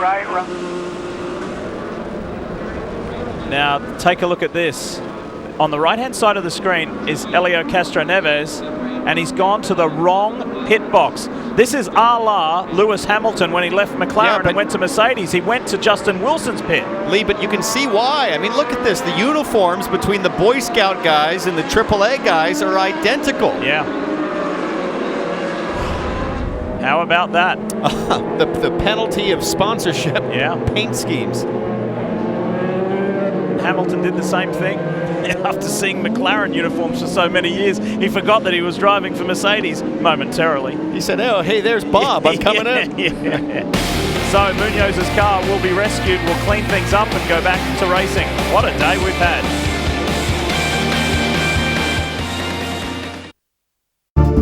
Just made it back to pit lane. What happened? I'm not sure. We just put the slick tires. I hit, I don't know, a river or something. You know, I was not really aggressive. Everything was really quick. When I saw I was sideways through the wall. I feel really bad for my mechanics and everything. I think we were looking good. They did a great pit stop, so we took quite positions in the pit stop. And it was a long season. Tough break, and that's the first thing the team told him. Don't worry, it is a long season, but I think that shows on these slick tires, one little patch of water can catch you in a hurry. Yeah, it is. It doesn't sound like it, but really, when you're on these drives, and the cold, don't forget they're cold drives, it's just you completely lose all grip. Well, talking about an interesting situation here, Wally. I think Saavedra's still on wets. He did not pit, so he's going to be on wet tires, heavily worn, with a dry forming line, fighting for traction, and behind him is a bunch of Tigers on fresh, dry, slick tires, but cold. So let's see what happens here. This should be fascinating. And updating you on the 3 of Helio Castroneves, he's going to get a penalty for that infraction in pit lane. And green we see, Ryan Hunter-Reay pops out to try and get by Sebastian Saavedra as quickly as he could, unsuccessfully, up to turn 2. Power, then Dixon. Look at this, here comes Castroneves and Sebastian Bourdais. We're understanding that he may be penalised as well for that contact with Michael Alosha. Looking at Hinchcliffe fighting for traction. Here's Montoya inside of Bourdais. Marco Andretti, James Hinchcliffe, Newgarden. Back to Tony Kanaan. On board with Joseph. It's clear all around. Whoa, that is tricky. Look at him fighting for traction. That's exactly where Munoz lost it under yellow. Listen to the throttle here. He can just very gentle.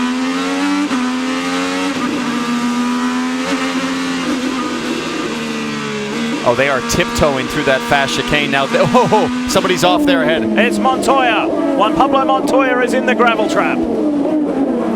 I was just saying, what a tiptoe through that fast chicane. It is just brutal. If it just gets a little bit of wheel spin, it's going to get away from you in a hurry. And unfortunately for Montoya, that's the case. Now, he's probably going to stay strapped in here, see if somebody will push him or tow him out. If you release your seat belts, you're done. Right.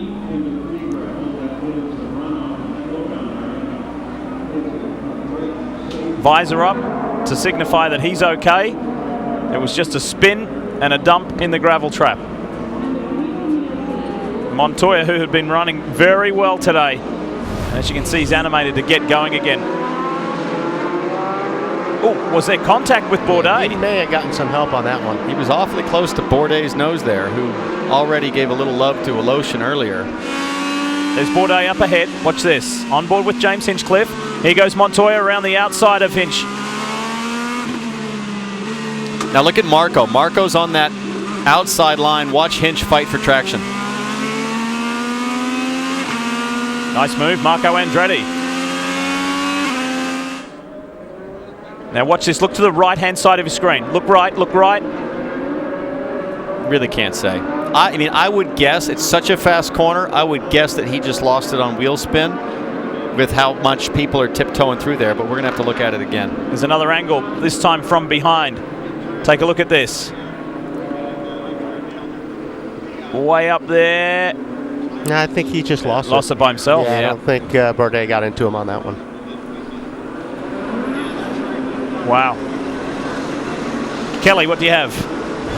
Lee, difficult to say whether or not he had a little bit of help there, Juan Pablo Montoya, but he had just come over the radio during that caution and told his team it was a bit early to go to the Reds. He said, we've got to do it, but there are still some spots on this track that are just too wet. Kevin? See, Sebastian Bourdais there has been penalized for contact earlier with Mikhail Aloshin. Bourdais not happy at all on the radio, but he's going to have to serve a penalty. Also in the restart, James Hinchcliffe had dropped to 6th. He was second going into that pit stop. They had a problem getting the fuel probe inserted, so just a mechanical issue, and that's why Hinchcliffe lost several spots. You know, with everything getting wet, like it did this morning, I wonder if something like the fuel probe spring, can just kind of tighten up a little bit. Yeah. That's something that needs to be lubricated constantly, but it's the little things, guys, in this business. Sebastian Saavedra, as you saw there on the right-hand side of the screen, as Montoya's made it back, still leads this race. However, he is the only one in the field yet to pit. Kelly? Leave the tires, leave the tires. Juan Pablo Montoya in. They were asking whether or not he had a flat spot, so you see him as they check around the tires or around the car, Plenty of time, guys. removing some of that sand, the Make sure we debris. get it right. They've also been having issues with the radio for the 2 cars, so they're working on We're okay. whether or Take not on he's it. got a flat spot. Doesn't look like they're going to give him in new tires. Definitely a lengthy pit stop here for the 2. It just becomes a longer day when you're a lap down, though. Yeah, he's already at the back, so they're going to take their time. They're working on the radio. That's over his left shoulder. That's where the radio cord will come out of your helmet and plug into the car system. So hopefully for him, he's going to have clean communication. Thorough check for JPM, and they'll send him back into the mix. What an eventful day at Barber Motorsports Park. We'll be back.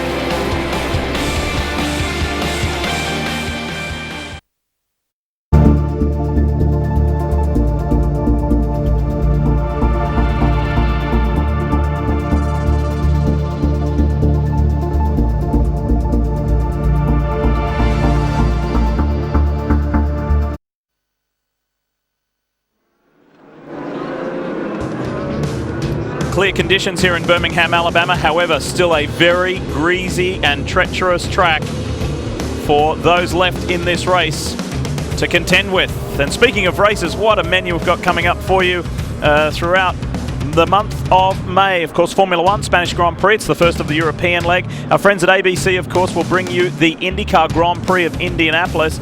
We've got on NBCSN Carb Day from the Speedway, and then the Monaco Grand Prix will be live on NBCSN and NBC May 24th from 7:30 a.m. Eastern on the greatest day in racing.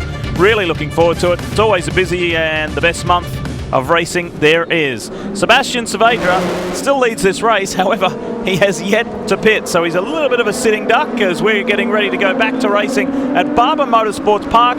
Yellow over, green flag flies. Time to go back to work. Newgarden pulled out of the line, trying to get past Pagenaud. Couldn't quite do it. Pagenaud, however, gets past Hinchcliffe. Pagenaud pushes Hinchcliffe a little wide. There's Newgarden looking on the outside of Hinch now. He's going to have that drier line. Well, at least what we think is the better grip on the outside. Look at how close they are there. Whoa. And that is over a blind corner, folks. To make that move from Joseph Newgarden, very slick. On the inside is Justin Wilson. Tony Kanaan on the outside in the purple and blue machine. Jack Hawksworth, the rookie. Here goes Marco Andretti trying to make a move on Scott Dixon. Almost 3 wide down to the museum turns. The confidence is coming from heat in those Firestone Reds. Now this is the section of track coming up where really things can go in a bad way for you in a hurry through this fast chicane. Let's see who goes for it. Bourdais through. Oh, here we go. Wow, that was a great save. Not sure who that was right there. Joseph Newgarden. Full course yellow, full course yellow, map 8. Great save. Full course yellow, somebody must have had an issue. Huetes. Carlos. And we've talked about the rookies and how great they've been, complimenting lack of mistakes and errors, but this is something you can't test for, right, Wally? I mean, you would never, in a test session, you would never be in wet conditions on slick tires, so you've got to learn on the job. Where is he in this picture here? Further back, there he is down there, turn 5. He's trying to make a move on Oriol Servia and hits the back of, oh no, sorry. Yep. Yeah, Take he that just back. lost That was it. Ryan Briscoe. I think he just jumped on the throttle and swapped.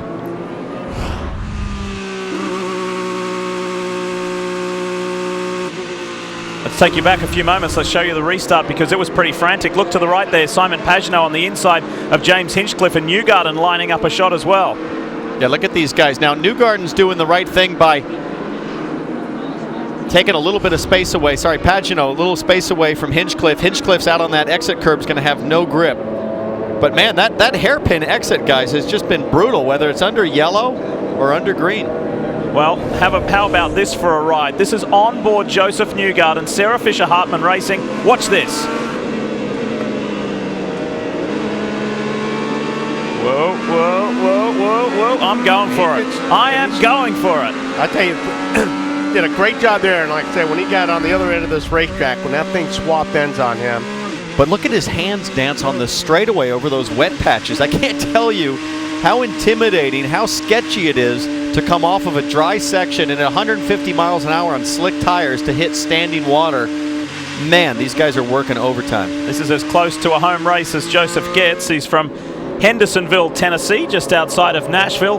He's got a few family and friends joining him, but he said, honestly, I don't want the throngs of folks coming along. I need to stay focused. This is a huge year for me. As race leader Sebastian Saavedra is looking for every puddle left on the track, and there aren't many, Wally. Yeah, I'm just trying to figure out what his strategy here is. I mean, he's obviously got to come in for fuel pretty quick. Open, but stay out. And they're telling him stay out. That's Matt Curry, as race engineer, saying stay out, so perhaps Matt knows something that we don't.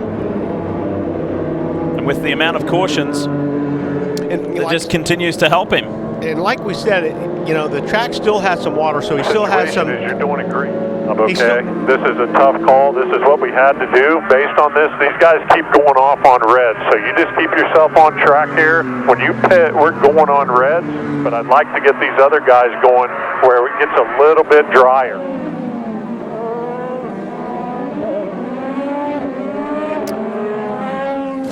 Helio Castro Neves is going to take the service of fuel and tires, but he is serving the penalty at the end of this stop. Well, that's what they said on the radio, that he has a penalty that he had received. And as you see, Sato, Montoya, some others making stops. I believe what they meant on the radio is he would get the service now, then serve the penalty that he had for the penalty early on. So now that makes sense. Conway also back out on the track. Maybe I think if Saavedra figures if they stay out there long enough and there's enough yellows, they can stretch this thing to where when they do come in, make the pit stop, they won't lose a lot of track position. And Wally, there's already been 4 cautions for 12 laps. So with each and every one of those, it's helping Saavedra's cause.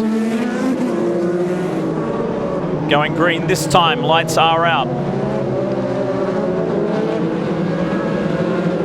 And watch Saavedra's very different line compared to everybody else, Townsend. Well, he's not exactly trying to cool his tires. It really looks like he's trying to keep his fronts warm, I guess. I mean, I'm not quite sure what he's doing there. I mean, the more you're swerving on those rain tires, the more you're wearing them out. They've got to be completely worn down, but he's in the lead, and he knows that other guys are making mistakes. Kevin, do you have anything for us? Well, Townsend, I have heard drivers being told it's more important to keep heat in the tires right now than to save fuel, so I think that's it. Well, but that's the rest of the field that's all on reds, not the guy that's on reds or rain tires that are all worn out. Yeah.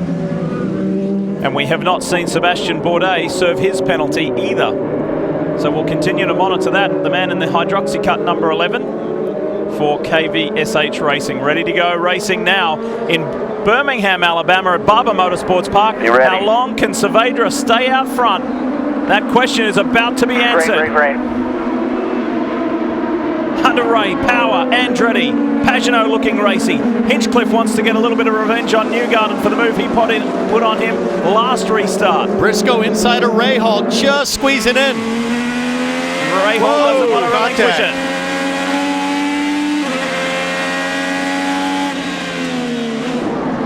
Inside Pagenaud on Sebastian Bourdais. These two came together last year. Pagenaud executes that easily, and so too does Newgarden. And Hunter Ray just chewed up Saavedra there on the exit. Those fresh red tires passed easily. Look at Power on the inside going into that chicane. That's not a place we see passes very often here. And Hunter Ray's got around Saavedra. Marco Andretti in that Snapple entry, the blue and yellow car, is looking very racy today. Now this is the section where we've seen the mistakes so far. They're coming through what is normally an easy, flat-out, wide-open throttle section. There's a little bit of that puddle at the end, but it's drying very quickly. And the guys know, and they've identified with every lap that goes by, it's getting a little bit better on what's been an extremely trying day for them. Testing every bit of their skill. There's Michaela Lotion in the 7, the SMP Racing entry, making his way back, but unfortunately he's a lap down the bottom of the field. Look at Andretti continuing to apply the pressure to Power. Really solid qualifying performance for Marco Andretti, the whole Andretti team. Probably the most consistent setup in terms of their top 4 guys. Their 4 guys all in the top 10 in qualifying, and he is dicing back and forth up the inside.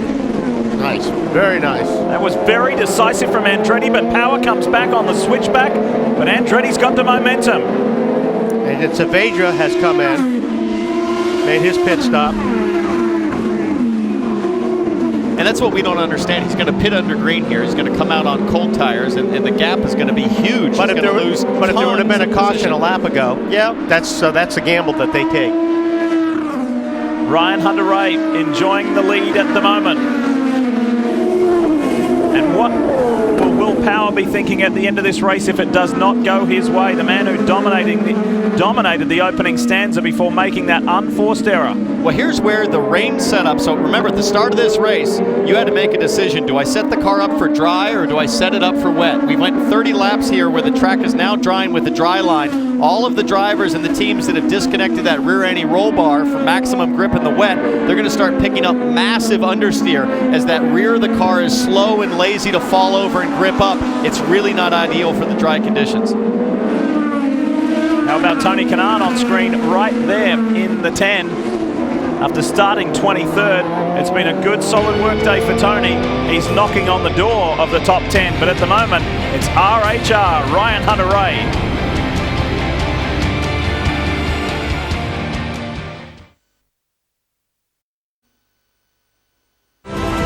When the lights went out at Long Beach, the fight was on. Hunter-Reay to the inside! No! I didn't expect anything like that in 4. Dixon and Wilson, who are duking it out. Oh, they hit! That's him done.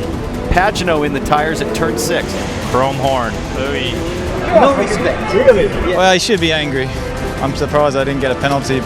We were very good friends until now, I guess. Today at Barber Motorsports Park, putting the past behind will be difficult, as the history of this place has showed trouble before at the Augusta of Motorsports.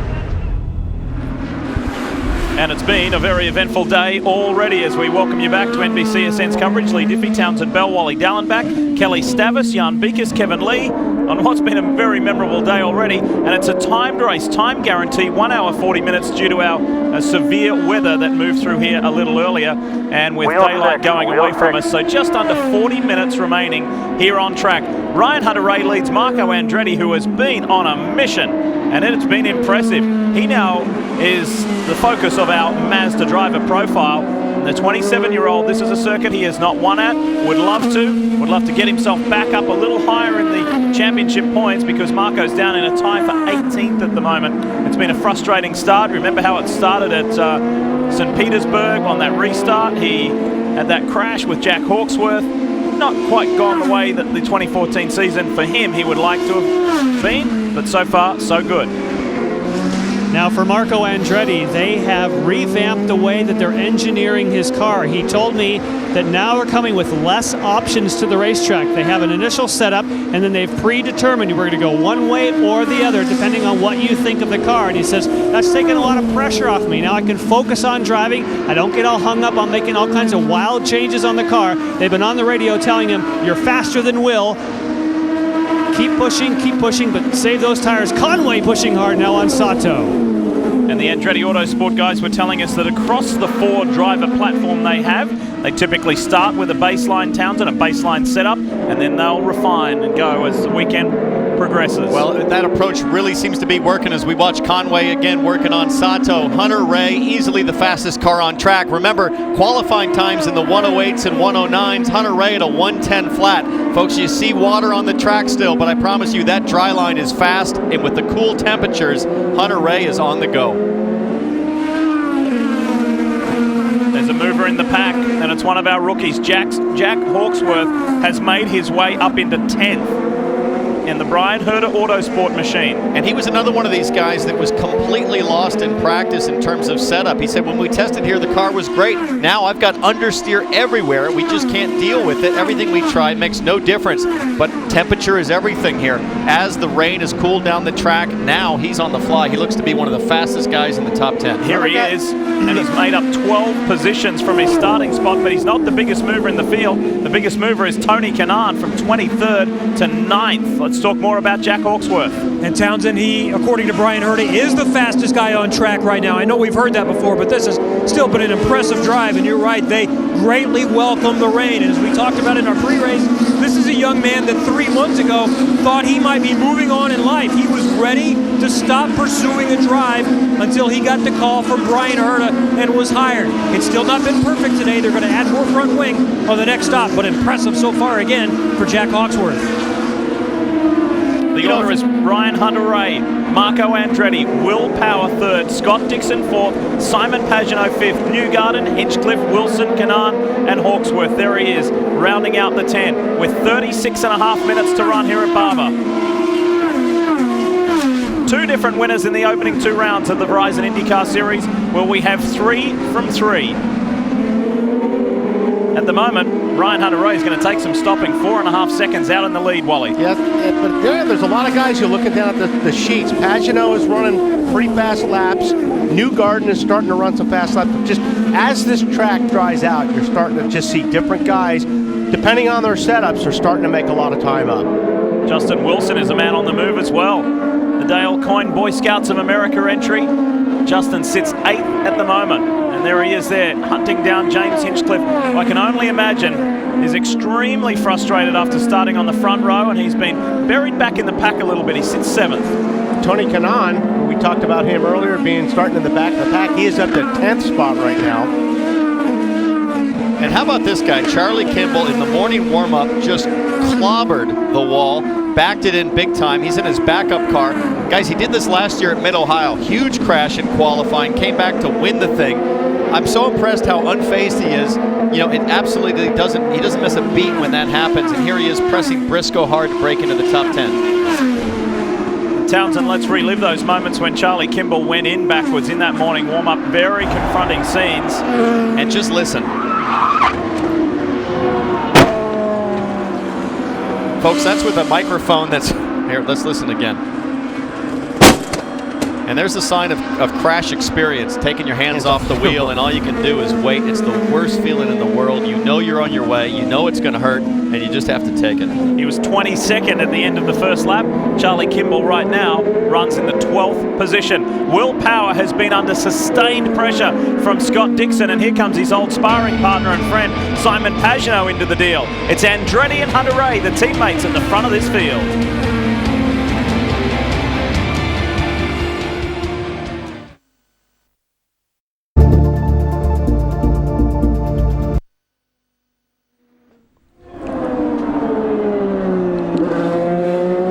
Welcome back to the Grand Prix of Alabama. You're watching Ryan Hunter-Ray pulling away from the field, doing a phenomenal job. But first, let's check down with Kevin Lee.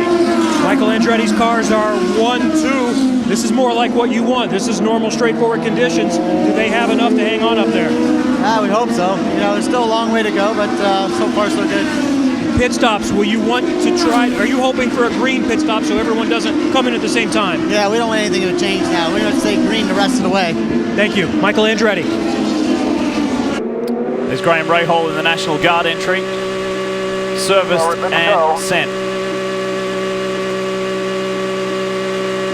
Oriole's coming to the last corner right now, so go, go, go. And that pit lane exit is not dry, and he's on cold tires, sticker reds. Watch this. This is tricky. Look at his hands. Listen to the throttle. Woo! He got on it pretty hard, harder than I thought he would. Probably make it to the end now. Everybody else is going to have to pit.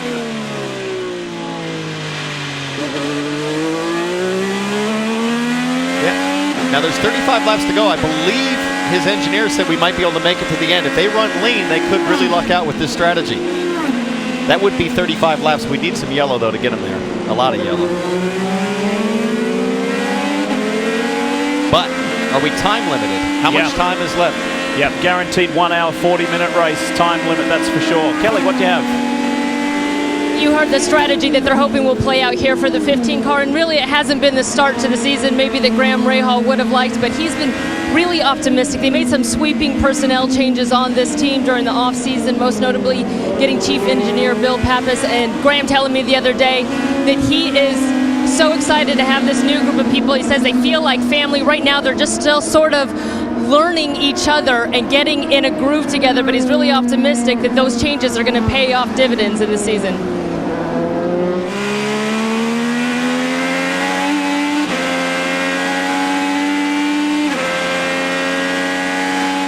Back to the race leader. Here is Ryan Hunter-Reay with half an hour remaining in this race. Can it be back-to-back victories like Will Power did in 2011, 2012? Hunter-Reay, I mean, you just watch his car. Even though it's still damp, that thing is hooked up. Well, he's the first guy into the 109s. He's a 109.85 on that last lap, and he is flying. Here's Sebastian Bourdais and Kevin standing by. Kev? Well, it's been a quick weekend, but one with some issues for Sebastian Bourdais. Qualifying didn't go as well as they want. The Reds didn't have the proper balance. Instead of a fast 6 car, he had to start in the 12th position. Today, he's had to serve a penalty. They're coming in earlier than they need to because they feel their only chance is to get out, get clean track. The car is fast, and let's see if they can make through when everyone else cycles through. He's on sticker reds for this last stint. Right, Rahal is coming out. Push, push, push. Yeah, push, push, push, bud. But listen, it's really slick here, and he's had a season of a couple of mistakes, uncharacteristic, so he's got to be very careful not to repeat that here. At the same time, his only chance to win is to push as hard as he can. Wally, when you're as good as Sebastian Bourdais is, and we see him at Long Beach a couple of weeks ago, and he made 2 unforced errors when in a prominent position, how badly does that dent your confidence? I don't...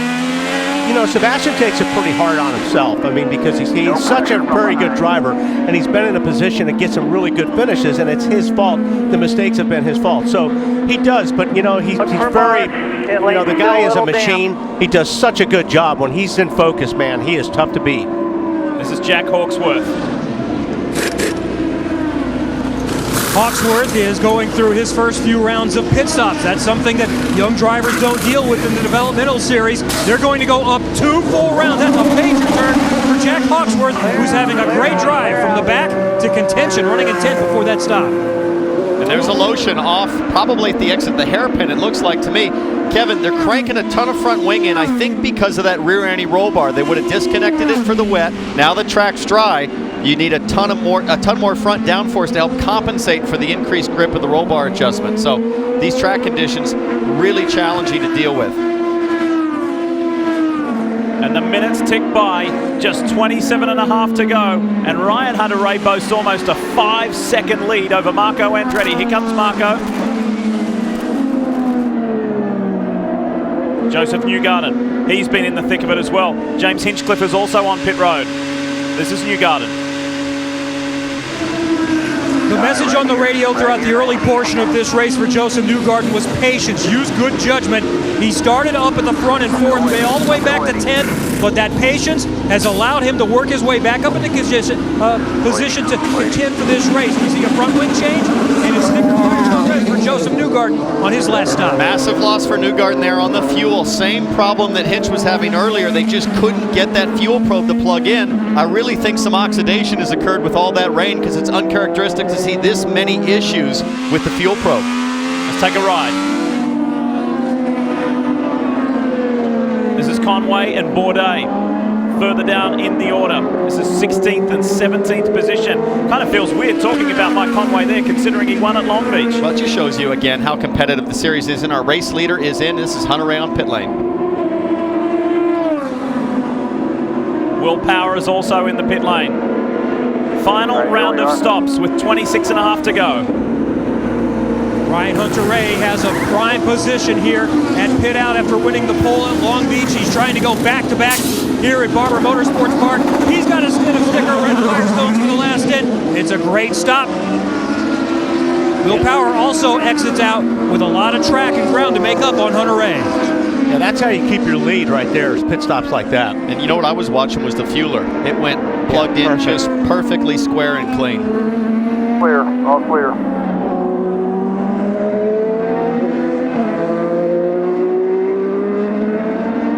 Marco Andretti, the word is 2 laps, and we'll see the Andretti Autosport man pit for the final time in this race. You know, we didn't see much pace out of Marco at St. Peter Long Beach, but man, he's been on it here, qualifying in the top 10, and his pace, his race pace, fantastic. He's matching Hunter-Reay, and here he is in pit lane. No 2 laps, he's coming in right now. And we're going to watch this interval between he and teammate, and also where Will Power cycles through as well. Now, there was about a 5-second gap between Hunter-Reay and Marco, but keep in mind that Hunter-Reay had to come out on cold tires. Marco's coming out on cold tires, but he might be able to pull out right in front of him. Let's see. And Marco has been told on the radio before this to conserve the tires. They wanted to be sure that he kept his pace.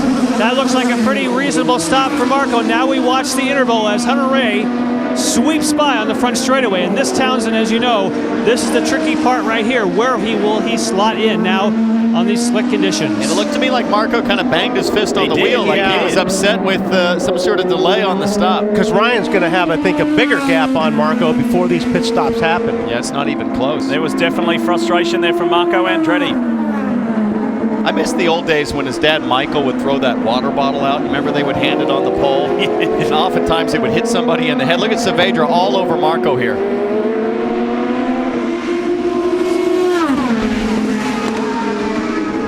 Saavedra, who enjoyed time at the front of this pack, going on a solo strategy compared to the rest of the field a little earlier when things were drying. This is Dixon, the man who has finished runner-up for the last 4 years in a row.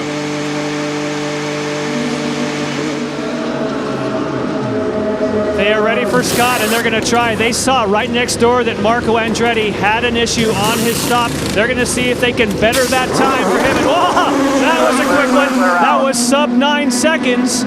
So he's hoping that's going to close the gap. Here comes Marco on the left-hand side of your screen. Dixon, now he's off that pit speed lane limiter, and Andretti will get him. He rounds him up the inside. But Dixon is a lot closer to Andretti than what he was. Saavedra's got that inside line. He's not going to make life easy for Dixon. There is no way that Dixon's going to be able to hold those guys off on these cold tires. He's going to take at least a half a lap to get up to temperature. But man, he looked awfully fast out of the pits. Pagenaud was following too. Whoa, looks like something's coming apart. That's just debris coming off the track. The amount of marbles, I thought a tire was coming apart, Wally. Yeah, there was some pretty big chunks of rubber flying up in the air there. Now, as you can see, Dixon still, like you said, Townsend, it takes a lot of heat to get those tires working where he can. But it's coming in faster than I think, and if he gets the temperature in here, we can see a hard charger on fresh rubber. This is Justin Wilson. And at the back of those guys where you saw Dixon come out, here is the Wilson stop. And he obviously has gone well on fuel and on tires. They also go for a front wing change, not as much as we've seen for some others.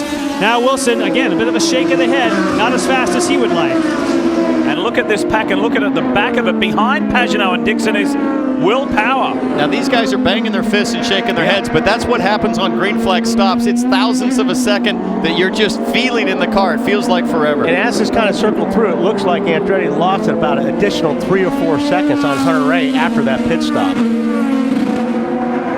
Marco felt the pressure and the frustration. He was sitting there, in his mind, too long. Watch him in the cockpit. Everything looks good, but the fueler is leaning in. Oh, it looks like there's some kind of issue inside the car. Maybe it's a radio problem. And who knows what exactly happened, but he's looking over like, why are we taking so long? Great stops here from Dixon, from Pagenaud, and now Power has to try and play catch-up. Saavedra's in the mix as well. How about that?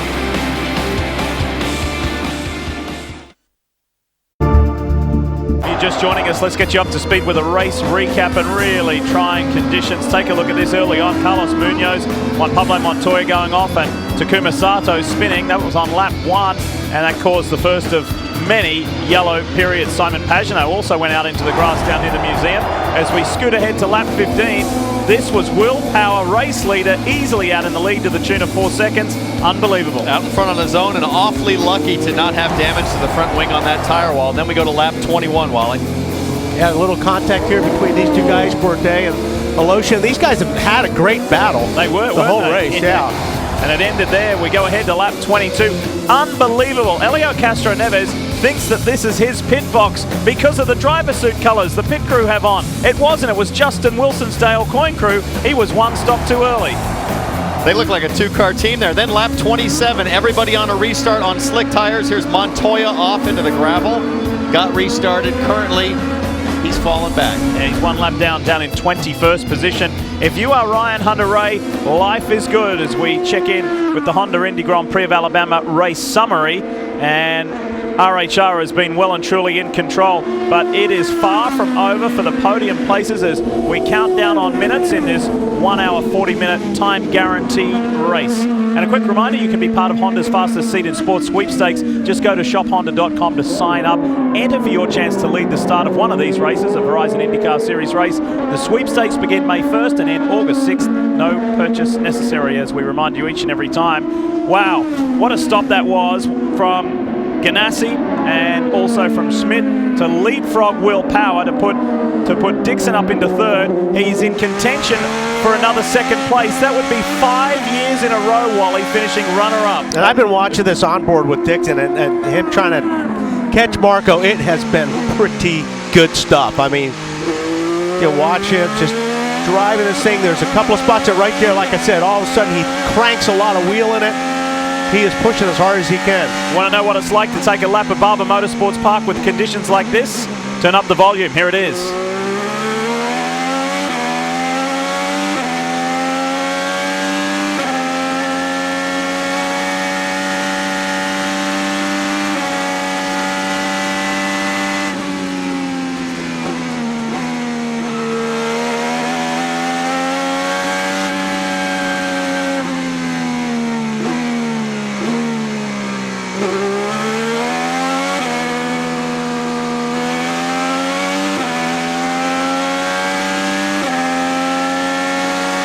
They're hard to get close. And that's Scott saying it's hard to get close. And what he means is he's picking up a little bit of downforce loss. He's losing downforce. The closer he gets to Marco with all these fast and medium speed corners, he's losing downforce and grip. So he might be faster, but getting by is a whole different story. There it is. 2.3 miles around the Barber Motorsports Park circuit with just a quarter of an hour left. RHR looks like going back to back. Can Dixon possibly get another second spot?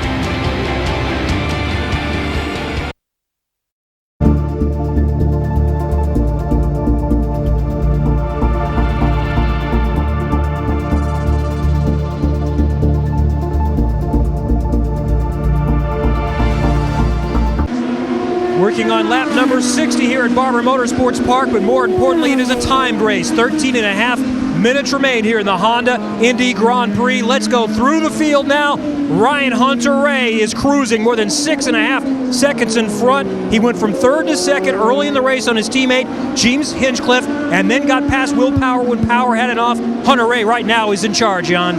And Kevin, for Marco Andretti, he had a longer pit stop as we saw on the second look.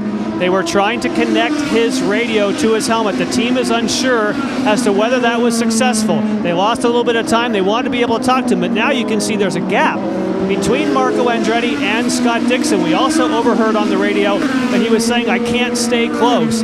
Heard from the pits, we have a good car, just keep staying after it. Kevin? It's been a great drive for Simon Pagenaud. He also had a slight off early in the race and dropped down to 13th position, but he stormed all the way back to 4th. Rob Edwards called strategy for that team, said the car is fast and fast. In fact, his best lap is quicker than the top 2 right now. Jan? And not the kind of day that Will Power was hoping for after being so dominant. You can see this gap as we wait for Will Power to come into the picture. He was on the radio initially when they took the slicks saying, I don't want slicks. I want to stay on the rain tires. But he had to switch because everyone else did. Justin Wilson, of course, has made huge gains as far as moving up the order, now running in 6th. Again, he loved his car in the cold of the test. Now he has a cold day to show what he can do. Well, James Hinchcliffe lost a few spots with a slower pit stop, and they couldn't get the fuel probe in, but it's going much better than last year when he watched the race stranded for the entire race. When we were talking about this back in the transporter the other day, Ryan Hunter-Reay said, you watched the entire race and the car stranded? That's a rookie move. A little bit of a jab from Hinch's comment last week. Joseph Newgarden is there next in the 67, running in the 8th position. It's been a solid day for Newgarden. He's looking for a result. This place last year was his first top 10 when he went from 22nd to 9th. Jan? And you talk about big movers. You talk about Tony Kanaan now up into the 9th position. He still has quite a bit of gap to close down. As you can see that there, he has some pressure from behind from Kimball. But what a great day for Tony Kanaan when he said just couldn't find any kind of balance on the car, Kelly. Charlie Kimball has worked his way from 17th up into the top 10. Remember, he's racing in that backup car. They've had a couple of bad results early in the season, but he said he's actually got a feeling of momentum because at times they have shown speed. It seems to be working for him now. Behind Kimball is Ryan Briscoe. Now, he struggled with this setup all weekend long, and after qualifying, they decided to switch his setup to be the same as that of his teammate Scott Dixon in the 9 car. He said as soon as they did that, the car came alive. He's worked his way from 20th up to that 11th spot, Kevin. Kelly rookie Jack Hawksworth continues to impress. He's been fast all season, but he hasn't had results really through no fault of his own. Certainly at Long Beach when he was collected running in the top 5. Today, the car has been impressive after struggling all weekend. He has worked his way up to the 12th position. Another guy talking about trying to work his way up, Kevin, of course, is Takuma Sato. You saw him spin. That was right when they took the slick tires. He hit some water, and unfortunately, the anti-stall didn't kick in for Sato, and now he's playing catch-up. But a very nice job indeed. Well, Mike Conway was one of the drivers looking forward to racing in this rain. He spent a lot of time over in Europe racing sports cars in some pretty miserable conditions. He said he was out there doing his rain dance. He also had a bad time in qualifying, starting 21st, and now he's worked his way into that top 15. Kelly, unless something dramatic happens, this is going to be a disappointing day for the Hydroxy-Cut team with KV Racing and Sebastian Bourdais. They were fast all weekend. They've been fast all season, but started a little further back. He suffered a penalty in the race, and he's running in the 15th position right now. Well, Carlos Huertos, the rookie, he had a moment earlier when he spun out, but he said normally he's pretty comfortable racing in the wet. The biggest challenge for him here in IndyCar has been adapting to those red tires. He also isn't used to these long races where pit stops and strategy play such a big role. Behind him, Graham Rahal. Again, hasn't had the results that he would have liked early, but thinks that they have finally got the people in place to really make this team gel. This would be his best finish of the season so far. There's the story of the field, and so many stories to tell. There will be disappointments leaving Barber Motorsports Park, but there's going to be a lot of joy. Bizarre story with Ryan Hunter-Reay. Up until last year, he had never even had a top 10 here, and here he is just 8.5 minutes away from going back-to-back. Extraordinary. Well, it really speaks to the setup that Andretti has refined here. I mean, look at Marco's pace, Ryan's pace, Hinchcliffe, obviously, and even Munoz made a mistake, but he was awfully fast. And this track clearly so sensitive to finding the right balance, and these guys have really nailed it. And if you weren't with us earlier today, we didn't think we'd be racing. Severe thunderstorms and bad weather crossed us, but we've got it done. 8 minutes till we see the checkered flag.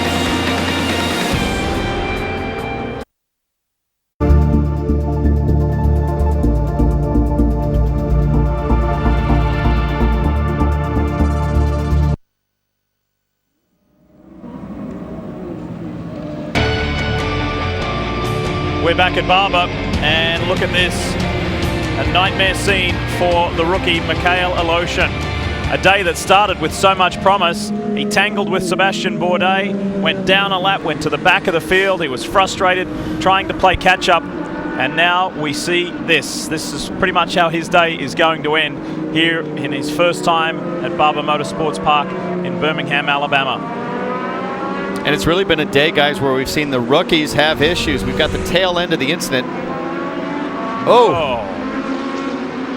Now, luckily, he's hitting what is supposed to be collapsible, soft, malleable material with what looks like the mattress I had in college that they've got there on the wall. But that good news is he's okay. They've got the car out of the way. And Wally, I want these guys to hustle, run, push that thing back into place. Let's get restarted here under green. Yeah, that's. I was just going to say, between that crash and Kimball's crash earlier this morning, that stuff has done a really nice job. Very good job. I mean, it really, really has been great. These guys have bounced back. It looks pretty spectacular, but it's a lot softer than hitting that guardrail with dirt behind it. Yeah. Well, imagine if he'd actually just pushed wide enough to hit there. That would have been a sudden stop. He was very lucky to just. I mean, I know you're in a big hurry to get this thing restarted. That's the racer. But if I'm Ryan, Hunter Ray, I'm not liking this one bit. I'm like, hey, it's going to take a long time. And of course, if you're Marco Andretti, you're pulling for the safety crew and the cleanup crew right now. I mean, it's. Ryan has done a really, really nice job today. He's really kept a lot of safety vehicles around there. He hasn't put a wheel off. I've got this Jekyll and Hyde existence here where I'm a racing driver one weekend and I'm a race fan the next. And right now I want them to yank that thing out of the way and let's go 1 to green, baby. Come on. There is one-time leader, Will Power, who led a very good portion of laps early in this race. In fact, 15 to be precise. And then an unforced error took the lead away. And if you haven't seen it, this is what happened. And that left front locked up just a tiny bit, just enough where it would stop turning. Then his teammate Elio Castro Neves suffered woes as well. And it's funny, if you watch the right front tire guy, he almost went down there to change the tire. Wait a minute, you're the wrong guy. So he knocked on the wrong door there, and his house was one up. And then this is the third Team Penske member in the PPG entry one, Pablo Montoya, who just got loose and slapped one way, the other way, and then sent him into the gravel trap. So it's been a frustrating day for the captain's boys. Now 3:20 to go. We could get 2 more laps, well, maybe 1 more lap of yellow here, but what a day it's been. I mean, so fortunate in a way as race fans to see this rain come and go, the lines start wet, dry up. Been very dynamic, but gosh, I can't get over how strong Hunter Ray is after a bad weekend. Again, the last several years, whether it was a mechanical, a fault of his own, a fault of somebody else's, he always bounced back with a vengeance and just so dominant today. Jan? You may have heard through the field, easy for me to say, Marco Andretti, I said that during that pit stop they were trying to reconnect the radio. They weren't sure if they were successful.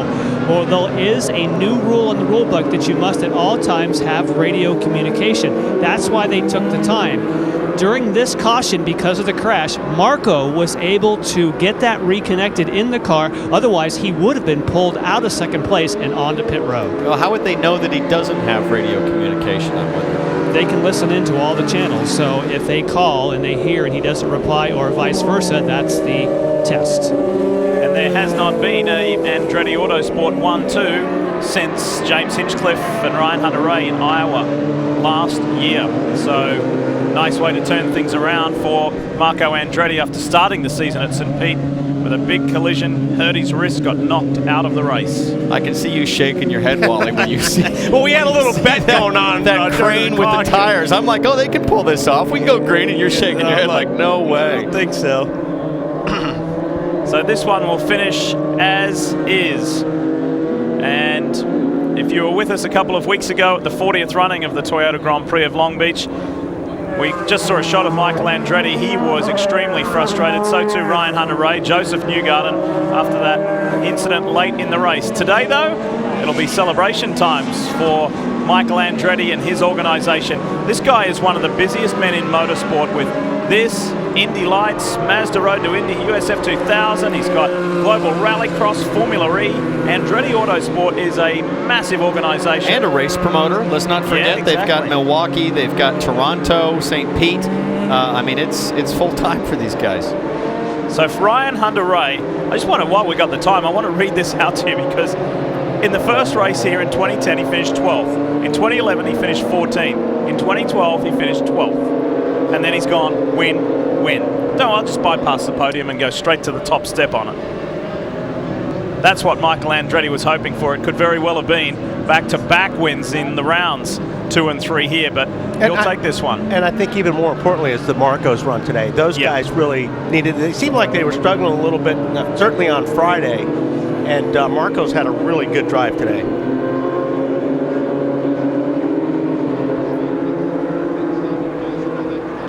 So it's not the way that we would like a motorsport event to finish, under caution, but it's not by choice. Michaela Lotion crashing very close to the end of this time-certain event to get that DHL Honda cruising now to victory lane and to the checkered flag. The second year in a row, Ryan Hunter-Reay sees that flag first.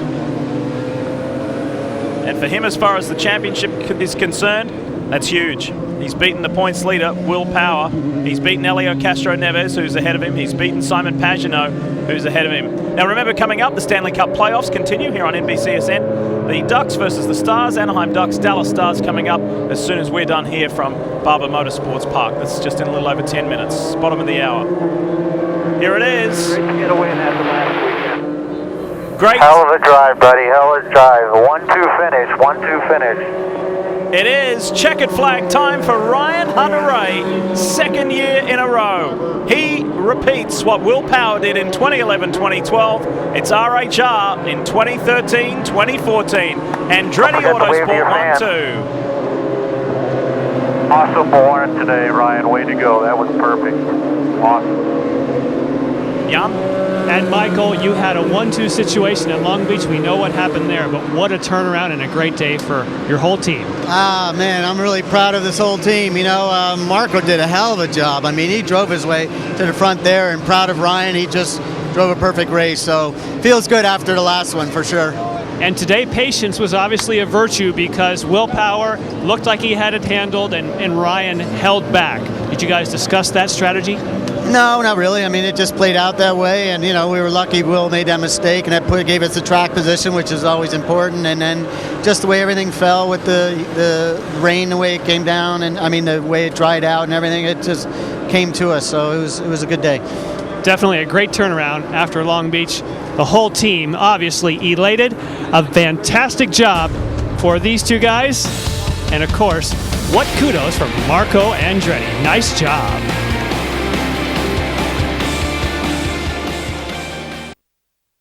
First one back in pit lane, heading to the top step of the podium. And as a team owner, like Michael Andretti, is no better feeling than to have a team 1-2. Ryan Hunter-Reay did this a year ago. He knows what it feels like. And that was a superb performance. Yes, Will Power gifted him the lead early in the race, but then he didn't look back. Fantastic performance. Big championship implications there too. And what a way to respond after crashing out in spectacular style 2 weeks ago in California. Ryan Hunter-Reay picks up his 12th IndyCar career victory on an incredibly eventful day. And there's Michael Andretti, the legend himself, congratulating his key man. What a relationship they've built up over the years. And we thought he was going to be good to go through, but then he had to stop again too. So it's not just us, Paul Kate, if that makes you feel. And it's time to celebrate. There's Becky and Ryden, their son, ready to celebrate with Dad. I'm not saying that he probably had some good food service for where he was watching.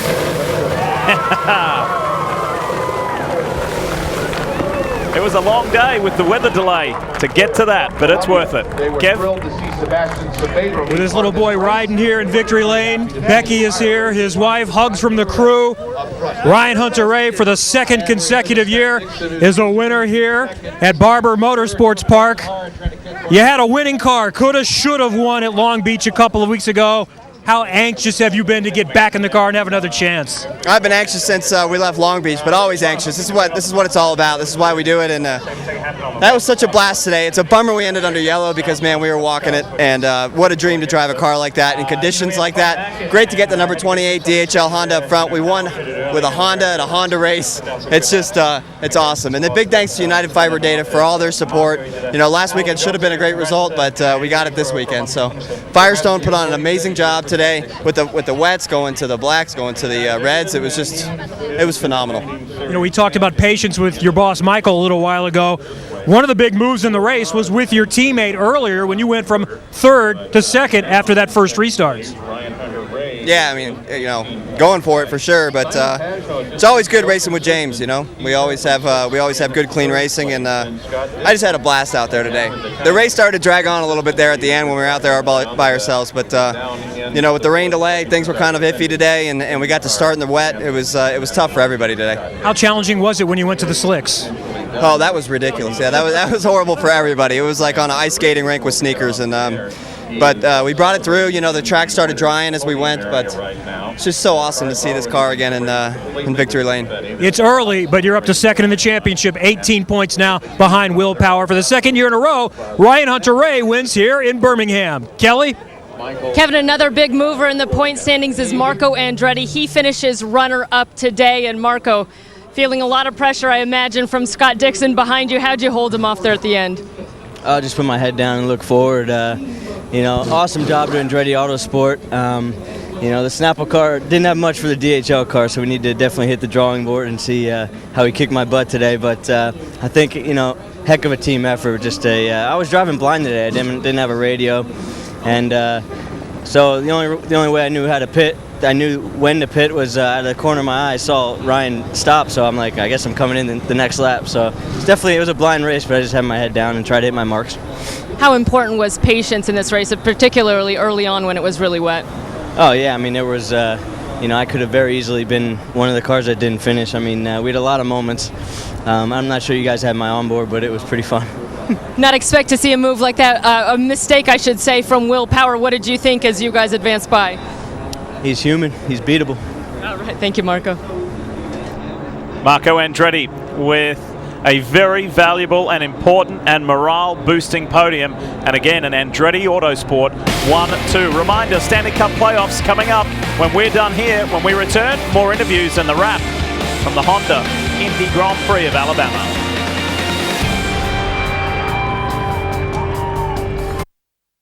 Ray will watch this many times in his life. High-fiving Dad in Victory Lane. Ryan Hunter-Reay, the winner of the Honda Indy Grand Prix of Alabama, and that certainly helps him in the championship points. Great result. 1-2 for Andretti Autosport, and Scott Dixon finishing third. Pagenaud was solid. Willpower, I think he'll review this as a day that got away. And Tony Kanaan, the Indy 500 winner, the defending Indy 500 man, going from 23rd to 9th. What a day for TK and also Charlie Kimball. But how about one of our podium men? Let's hear from Scott Dixon. And for Scott Dixon, it sounds kind of funny to say this is his worst finish here, being third after having finished every other year second. But it seemed to me that you had a great pit stop, you were right on Marco, but then you started to back up. What happened? Yeah, you know, the race was actually really fun. You know, I think with the wet conditions, there was a little bit of puddling and standing water, which made it, you know, pretty tough, especially in the fast sections around the back. But you know, it was one of those races where, you know, at the start of it, you just had to make sure that you kept it clean and stayed out of trouble. I think Elio got a bit greedy on that restart there and jumped us, which was a little bit frustrating because he sort of backed us up. But it was fun to race with Montoya there. He's making some pretty good turns there, you know, onto the front straight. But yeah, we tried to, you know, pull as much as we could out of it, and then kind of just burnt the front tires off the thing, trying to push so hard. And you know, congratulations to Hunter-Reay and good job by Marco. It was a you know, stand-up job, but I think more importantly, big thanks to the fans that all stuck it out in this weather. Well, congratulations. It's some good, valuable point-paying day for you. Thanks, man. Another solid top 5 finish for Simon Pagenaud. He's now 3rd in the points, and Simon, you started 10th. Given the conditions, given that this is a difficult track to pass on, is this a success? Yeah, I think it was. I think it was a lot of fun, especially if you watch the onboard. I mean, the start was incredible, very treacherous and very wet also. It was very difficult to see. We had a little moment with Montoya at the start, and that got us back to 13th, I think. But the SPM team did a great job. The car was super fast, and I believe, the Honda power really helps us in those conditions. And hats off to them, because the car was really, really fast today. The conditions certainly changed, though, from very wet and it dried out quite a bit. How was this team able to make the right adjustments to adapt to those conditions? Well, I don't know if we made any adjustment. The car was really good.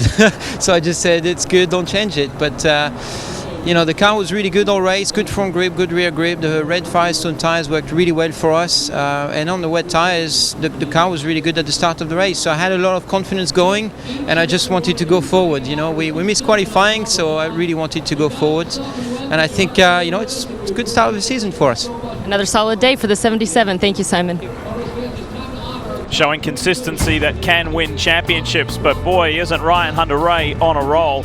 There he is, post-race media commitments and celebrations. It's a day for RHR. When we come back to Barber Motorsports Park, we'll wrap things up and then get you off to Dallas for the hockey.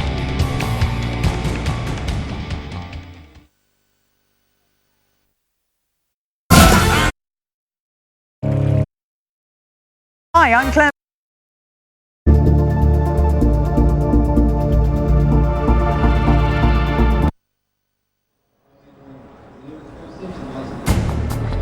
For the second consecutive year, Ryan Hunter-Reay has won here at Barber Motorsports Park in Birmingham.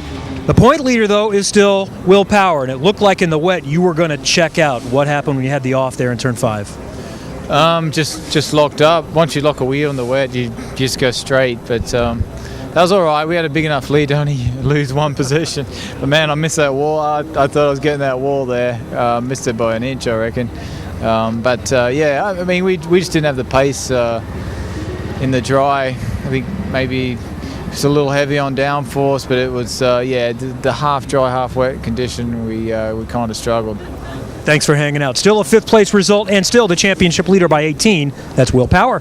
And that was a lucky escape. Speaking of the championship points after 3 rounds, let's take a look. There's that 18-point margin. Hunter-Reay now 2nd. Pagenaud, the consistency is amazing. Dixon jumps up to 4th as well, and Marco Andretti will be pleased with that to sit in 6th spot, and Castro Neves drops a couple. So things are changing, but Power remains on top as we head into the month of May for the Grand Prix of Indianapolis, the road course race at the Speedway before the 500. Stay with us. Anaheim-Dallas game is coming up right after this. The Verizon IndyCar Series continues on ABC with the Grand Prix of Indy, Saturday, May 10 at 3:30 Eastern. And we'll be back on Friday, May 23rd at 11 a.m. Eastern to bring you all the action from Carb Day from the Indianapolis Motor Speedway. For all you need to know about the Verizon IndyCar Series, be sure to log on to NBCSports.com. What a day it was, with the rain, the lightning, the wet track, and then finally a back-to-back winner. We congratulate Ryan Hunter-Reay, back-to-back wins. For now, we take you to the hockey in Dallas. See you soon.